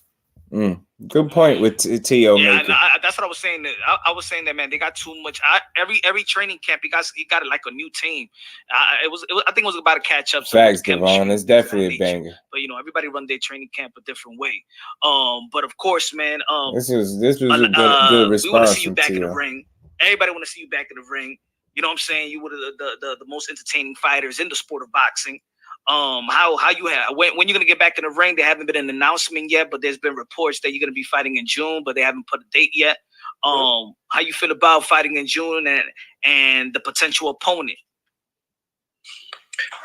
What else can I really say? I'm just trying to stay active and productive. You feel me? So if anyone's there to take the risk, then come on in. However, there's other cats out there that still have to. How can I say? Just do better. Really set out a big tone. I don't want to go through another repeat of what happened with Ortiz. It's not that I can't fight boxers. I'm known to fight every time. Yeah. That's not boxing. I just don't need someone that's just there for a cash. I think every time they get in the ring with me, they get about $1.5, $2 million. They get a good amount, a good chunk. Get $1 million. They get some paid because you got to get paid a little bit to fight me. That's the risk. That's the risk. I think that these fighters are getting accustomed and trying to go 12 with you, and that's like a win for them. If I could go 12 with T.O., that's my win. Ha, ha, ha, ha, ha, and I got my money and stuff like that. Nah, T.O. is making excuses. Alan, what it do, family? Absolutely. Devin needs to bring Mickey Bay back. I absolutely agree with that, Carlo. Yeah, Matias could possibly hurt him if he ain't prepared. For whatever reason, really, that no one really wants to Rick Thames, what it do, family? How you feeling, bro? Action to it. And with that being said, of course, I'm going to fight whoever's there and whoever they got on the table for me. So I'll take that. I'll keep that productive. And yeah, the end of June is what we're looking at in Miami. That's what's up. Yeah, he could have went in. Even the dog said, yeah. That's why I like the answer he gave. He ain't say nothing crazy. He gave some realistic feedback. Whoever it is, he ain't take this opportunity to shit on him. I like that. After the fight, or early this year, that you went in the fight 4 times this year, and it seems like you right on schedule. Claggett ain't it though. Devon, what it do, family? Claggett ain't gonna. Claggett ain't gonna cut it. And then probably maybe Claggett ain't gonna cut it, y'all. Then your traditional date December. Yep, that's exactly what I spoke to with the team, and I spoke to with the lawyer of Top Rank. You know, I spoke to a group of them, and I told them exactly how I wanted this to be planned out. You know, and we'll see what happens, man. We even said, like, hey, to Ryan and his team, you know, we could do something like in September, December, you know. And it doesn't necessarily have to be at my weight class. It could be a catch weight. So that way we don't have to have any problems moving forward. Oh, so you'll fight that. You'll fight Ryan with a catch weight. Ain't no problems with that. I was trying to fight Crawford at 47 and 54, you know, sure. But people don't believe. He was trying to fight Crawford at 47 and 54. Whatever they don't want to believe, they don't. Hell no, we don't believe it. The hell he talking about? I ain't stupid. I ain't about to believe you was willing to go to 54 and fight Crawford. In the sport, I think like in the business standpoint, because they have their chairman, they have their pawns, they already need them, so they can. You think people are just like they're slowly forgetting about and they slowly forgetting about or respecting fighters that go for legacy. Yeah, I don't believe that just shit. Rather fight for like excitement, for performance. Man, so yeah, I just wanted y'all to hear some of that, man. Teo Sr. is back clout chasing Terence Crawford again. I think it's kind of distasteful at this point because you already had a situation where it could have went left on you one time, speaking ill on that man's name and being disrespectful. That's why I say it's a fine line. Like, I know it's a fight game, but all that sitting up on podcasts is on lives, just going crazy and speaking wild like that, it's consequence to that. Everybody ain't beat for having their name disrespected for no reason. Like, you know what I'm saying? So I think, you know, you writing checks for your son, you know what I'm saying? Show me he could be the guy that's on Crawford's level, man. You can't expect a guy like me that's watching boxing to even think that you would beat a guy like Crawford and you struggling with the Jermaine Ortizes and Sandor Martins of the world. Like, Crawford would be a whole other thing. That dude would really hurt you, man. Yeah, it'd be an interesting fight. Him and Ryan is an interesting fight, though. I would like to see that. I wouldn't mind seeing. I think that's realistic. Now, the thing is, when Teo got up there, good thing he ain't sitting up talking about Crawford, at least from none of what I was listening to. Say something more realistic like Ryan, that makes more sense. Even at Devin Haney, you still got fights at 140 that you definitely could make because I don't see him going to no 147. Definitely not 54. So Teo missed me with that. Them fights up there be way different for you, bro. You having a tough time dealing with the guys in your weight class. So 47 and 54, I think, is out of the question for Teo right now. Think he's just talking. Think he's just having fun. But I don't see him going up to no 47, 54. And I ain't hear no word of him trying to fight no Crawford at 47 and 54. I heard him mention it. And then when asked about it, he said if it's offered to me. So then he goes from that. Because now he tried to make the fight. The dude be sounding like he making it up as he go along, much like his dad. No disrespect to them dudes, but it's something about the tone in which he is saying what he's saying. I just don't believe him. It don't sound believable. Sound like you just throwing shit out there right now. I just can't believe that. You know what I'm saying? You trying to fight Crawford at 54. Man, he'll hurt you, man. Teo and his dad and learn from it. Yeah, I'm telling you. They don't learn, bro. And they don't learn from the first Crawford encounter that could have went left. With them playing with that man like that. You know, which one you going to get inside the ring? Yeah, facts, Rick. That's true. Yeah, facts. Irvin, like all that disrespect, man. The apple don't fall from the tree. It don't, bro. At least Teo got up there with a bit more level head than his dad's dad was just up there drunk, feeling good. And I know how that get, but that's why you don't need to be on nobody live when you're in that kind of state.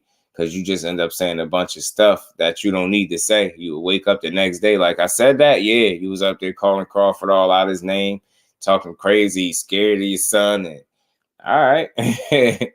Keep on playing. Crawford got a whole fight lined up with Madrimov, and you playing with that man name.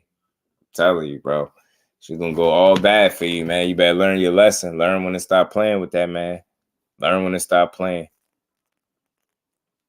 Learn when to stop playing. Ain't nobody playing but you. To be nice, little knockout on Crawford's record, a little quick retirement gift. I'm telling you, man, it piece to your ass up something crazy. Victor Conte gonna have to upgrade the snap. Ain't working. Bro said that snap, that's the bad. Bro giving out bad snap, huh?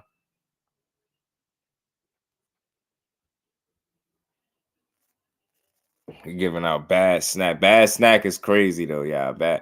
Giving out bad snack is wild though.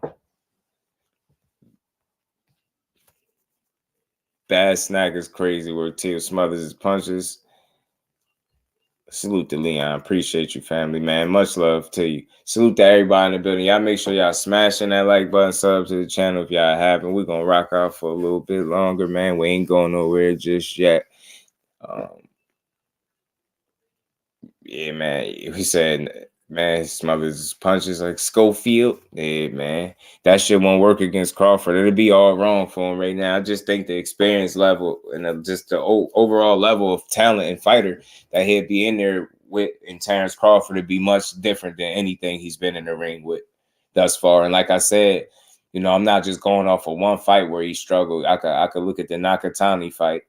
You know, I could look at Sandor Martin fight. I could look at the Kambosos fight. I could look at the Jermaine Ortiz fight. That's 4 fights right there. Like, those guys don't remotely come close to the type of talent and skill level that Terence Crawford is operating at, in my humble, honest opinion. And just as an overall fighter, that'd be a bad fight for him because he'll really get destroyed. And I don't see him making it out the fight. I think Terence Crawford stops Teofimo. And bad, too. Bad. You know what I'm saying? Bad. I think it gets bad for him in there. So if I was Teofimo Lopez and Senior, especially Senior, I'll stop barking up the wrong tree because that just ain't it for you. He's a fight Israil can comfortably say he beats Barboza. Facts. I think he do too, Roger Barboza. And it's just like he right there, but he ain't never gonna be no world beater to me, Barboza. He got a bunch of wins, got about 30 wins, but I don't see nothing too impressive about that dude, man. When he fight, his fights just be like, I don't know, missing something. Did you hear Ryan calling out AJ? Now, somebody else mentioned it in the chat, Miss Joy. Is he really, bro? Golly, Ryan is super trolling, man. AJ, Ryan? Come on, Ryan. Like, come on, man. Come on, man. I was with you. Oh, man. You're tripping. Not AJ, bro. AJ gonna hurt that man. Speaking of Ryan, did y'all see the Vargas brothers? The Vargas brothers was calling Ryan out. You know, we take our hat off to Ryan, but I heard he's going to 147. So look, I brought in 154. I know you got a big name, great name, but you know, don't act like you don't know us or haven't heard of us. Ryan Garcia knows our family. Lisa knows our family very well. And we still got. They say we don't fight nobody. They say we don't fight nobody. So I would love to get in there with you. Look, Ryan did good. Did a hell of a job. You know, take my hat off to him. But you know, unfortunately, can't fuck with my bloodline. Right. And that's just what it is. Sean, he can't fuck with me. And my pops is putting me through extreme training. And my dad knows what it takes to get there. So at the end of the day, I got my brothers and I got my pops, and we're gonna fuck up Sean Garcia. And maybe if Ryan wants it from whoever one of my brothers, we could line that fight up.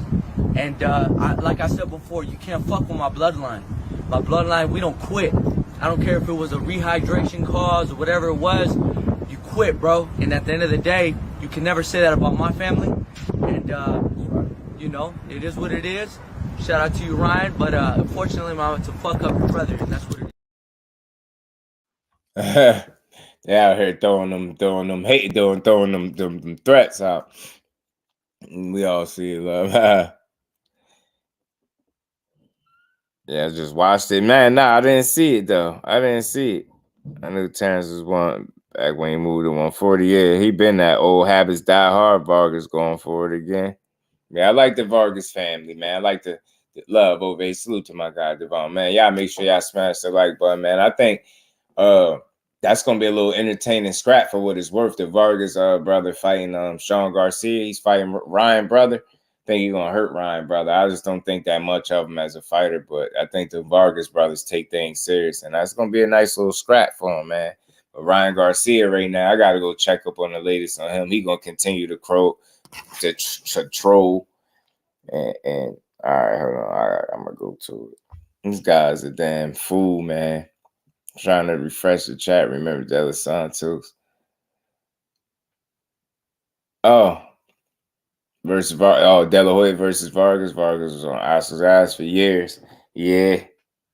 This dude seriously calling out Anthony Joshua, bro. This dude is a character, bro.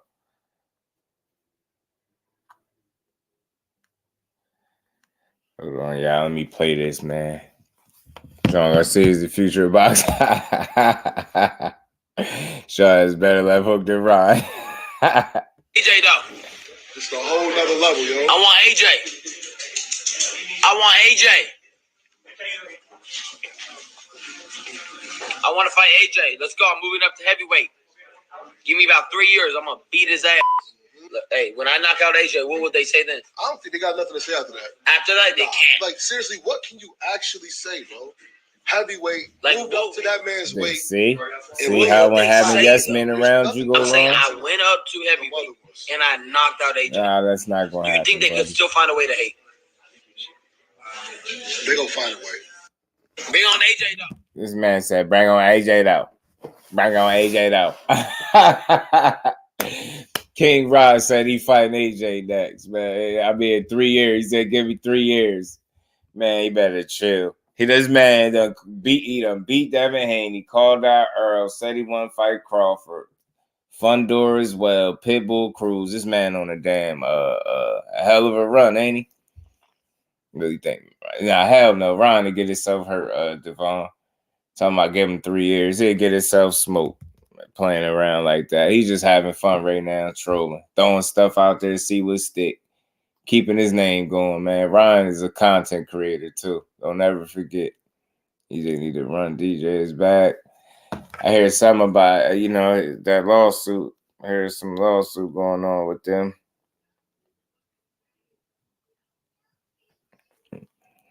That's crazy, man. It's crazy, unfortunate, but man, money ruined a lot of relationships.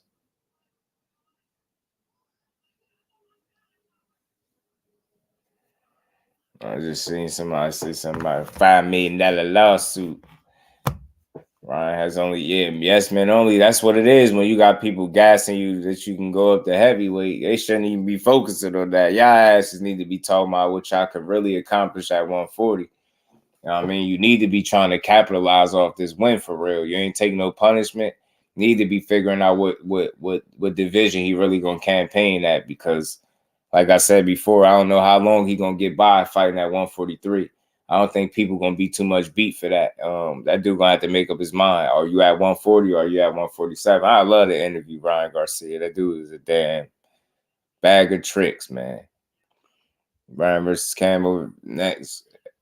Get a piece of little Cam. Damn, they do Cam like that, Tay. They definitely don't got no love for Cambosis. They do him filthy like that, G. They don't got no love for Cambosis if they do him filthy like that. They do it like that. They ain't got no love for Cameo. Literally just got stopped by 5'5", 135 pounder. Yeah, now he thinks he can take on the world, beat everyone. Yeah. Because you see, what he literally just did, Miss Joette, is beat his rival. And Devin Haney, now he on top of the world. He talking crazy. He trolling. He blessed. He highly favored. Like, you can't tell him nothing. I forgot I had this clip in here. Rayo and Pitbull. What y'all think about Rayo and Pitbull fight? It was super entertaining. I think Ryan's power overwhelmed Devin Haney. And not to speak bad about Devin Haney, but him not having power, it's hard to keep the guy off you. You get what I'm saying? And it'll be only a matter of time until they hit you and get you with something. So, but he fought hard. He kept getting up off the canvas, and he showed heart. But Ryan Garcia was too much, too powerful, and too fast. I think not having power. Because when you in there and you don't have power, they're not going to respect you. Ryan Garcia wasn't respecting him. He was kind of just doing whatever he wanted. He would let off punches when he wanted. He would start moving around boxing when he wanted. He would give him on his back. And, you know, if somebody gave me my back, I would attack the rib cage as hard as I can. I'll try to break his rib. Yeah, that's the thing, though. Here, Ryo will try to break the ribs, but you got to have that punching power to have an effect, bro. Ryan would be in the rafters, ducking around. Yeah, playing with AJ, man. He'd have his whole body lifted up out the ring. But it's crazy, like, you know, you'll focus on somebody's rib cage, but shit, they did try to do that in this little clip, but it was so ineffective.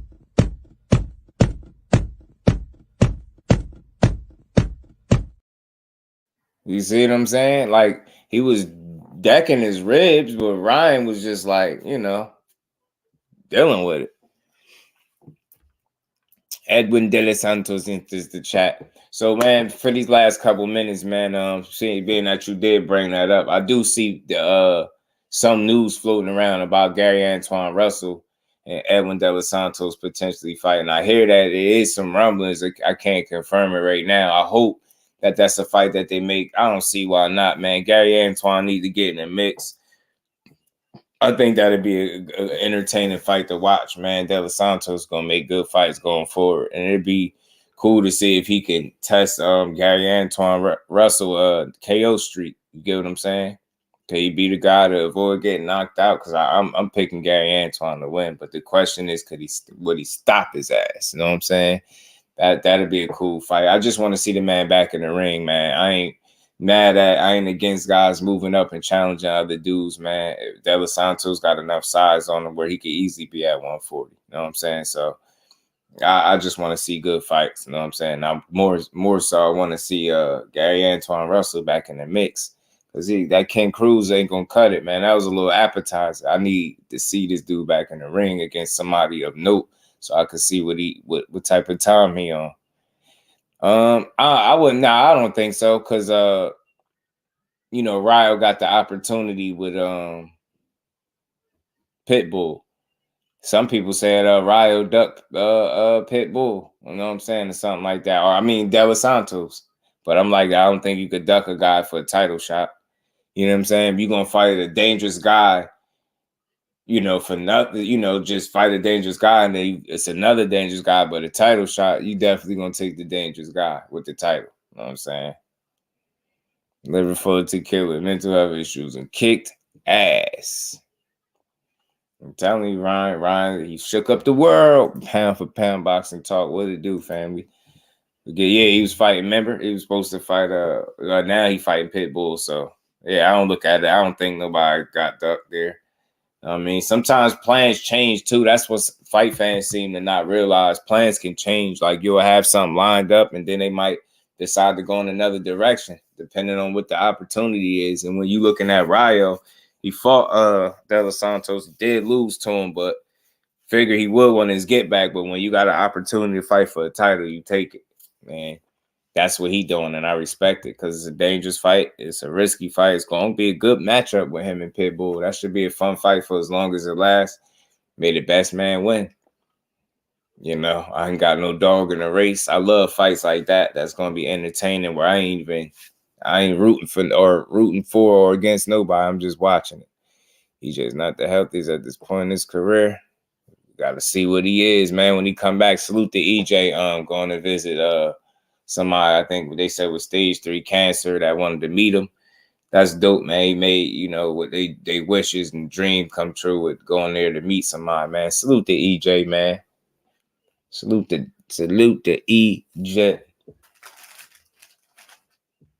Did affecting ring. That's why he took them rounds off. He had to recharge them batteries. I'm telling you, Zane, that boy is in there huffing. And about the 4th round, he had to keep charging up the batteries, yo. He lucky that he got the physical gifts that he do got. You know what I mean? He lucky he had them physical advantages, bro. He would have been in trouble. Yeah, that is dope, pound for pound. EJ a real one for that. And Crawford, man, real quick, run down these matchups real quick. We might revisit this another day too. This card is gonna be a good one, y'all. This Crawford card is gonna be a damn good one. Cause they got Isaac Cruz and Rio fighting. You know what I mean? You got Tim Tszyu and Virgil Ortiz, Andy Ruiz, Jarrell Miller, David Morrell, and Kalajic. And then you got Andy Cruz fighting Antonio Moran. That whole card fire. Andy Cruz gonna win. David Morrell gonna win. Andy Ruiz gonna win. I'm rocking with Virgil over Tim Tszyu. I hope he 100%. And I don't know about Rio and Pitbull yet. Did you see an exit Arrow suit and DJ? I thought it was the other way around. Arrow getting sued for $5 million or something like that. Or do I got it wrong, Miss Joette? I thought Arrow was getting sued. Is it the other way around? Because I doubt if it's him suing EJ. The hell, how you gonna sue EJ? Ain't it the other way around? Derek James suing him. Tszyu might pull off the upset. He definitely could, Bole. I ain't dismissing it, but I want to believe in Virgil. Virgil's return to form. I think he'll be all right. It'd be a good fight, though. I'll be in the building, waiting on tickets to go on sale. James was going on. He had to push Ryan to get him to pay attention.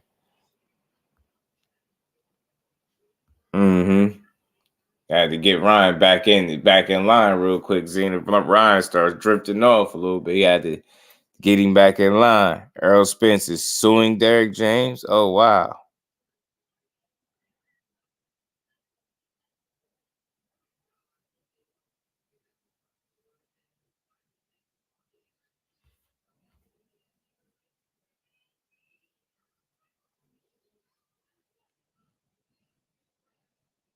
Wow.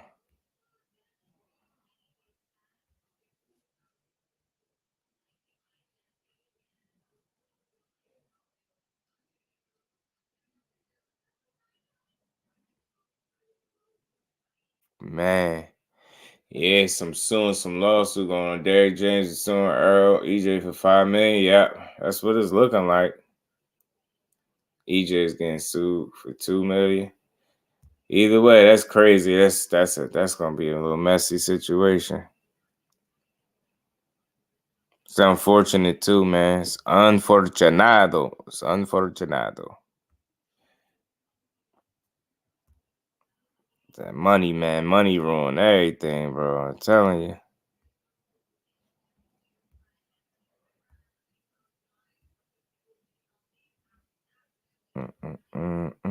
Man, it's crazy. James is suing EJ. Yeah. Some money situation. You got Tszyu winning. I like that. I feel you, Chris. I'm gonna roll with Voyage. If I think Voyage could pull it off. Verge could pull it off.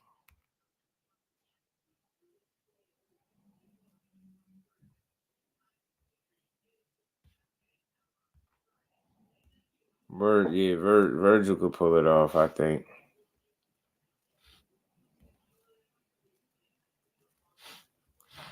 But Tim Tszyu is a live dog. If there's ever such a thing, Tim Tszyu would be that for sure. Live dog for sure.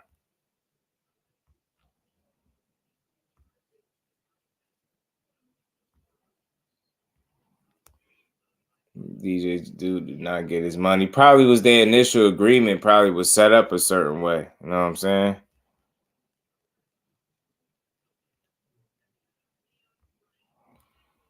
Probably was set up a certain way. You know what I mean? Probably was set up a certain way. But we'll find out. They had a text. EJ saying he owes Derek. Yeah, that's what I'm thinking. Because I doubt if EJ is suing the trainer, that you figure the trainer would be suing him. Because I always heard that the lawsuit was from Derek James, but they could be suing each other. You know how that stuff get messy. But I hate that. I ain't hell with that stuff, man. Hopefully, as brothers or whatever, as a team, as former brothers or unit, they figure it out, man. Square it away. It's unfortunate when that type of stuff like that happen. But man, just to wrap up, man, another dope build. Yeah, man, salute to everybody that came through and smashed that like button and sub to the channel, man. Again, another dope build, man. This week been flying by. We got some fights on Saturday, man. I can't wait to see this card, man, though, with Terence Crawford, man. I think that's a whole good card, man, from top to bottom, bottom to top. Brothers Effect Frank. That's a good question. That's a good question. Speaking of Frank, man, he's saying he's gonna be new and improved, or he gonna show something different. And I'm all ears. But the last time he said that, he came in here and he overcompensated against Artem, and he gave up some rounds. Let's see if he's able to, raise his game when he get in there with Tank. Mastermind, what to do, man? How you feeling? How legit is Madrimov against Bud? Listen, Madrimov is a legit opponent, right? Mastermind, he can fight, he can box, he got power in both hands, but he just don't have the experience. I think the problem he gonna run into is experience, and then we always say it's levels. I just think Bud Crawford is pound for pound best fighter in the world today. So just think about that, all right? Dude is a good opponent. He's a solid opponent, but he got about 10 fights or something like that. So, but he can scrap. But I just don't see him having the experience to beat Bud. You know what I'm saying? Maybe he'll make it interesting or competitive, but Bud gonna do what Bud do, to be honest with you. I don't see it being no different. But I tell you what, crazy thing is Madrimov about to give him a better fight than EJ did, and that's gonna be crazy when you think about it. Samuel Jose Ramirez versus Bartholomew. If Jose Ramirez is still, that should be a good fight though, because Bartholomew tricky.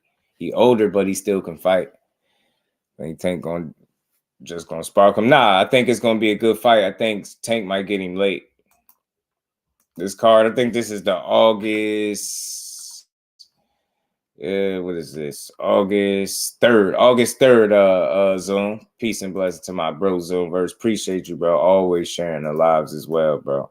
Arena, Frank Martin is not on the level up to Tank Davis. I think that's where he's gonna be. He's gonna have some problems at the NX Madrimov.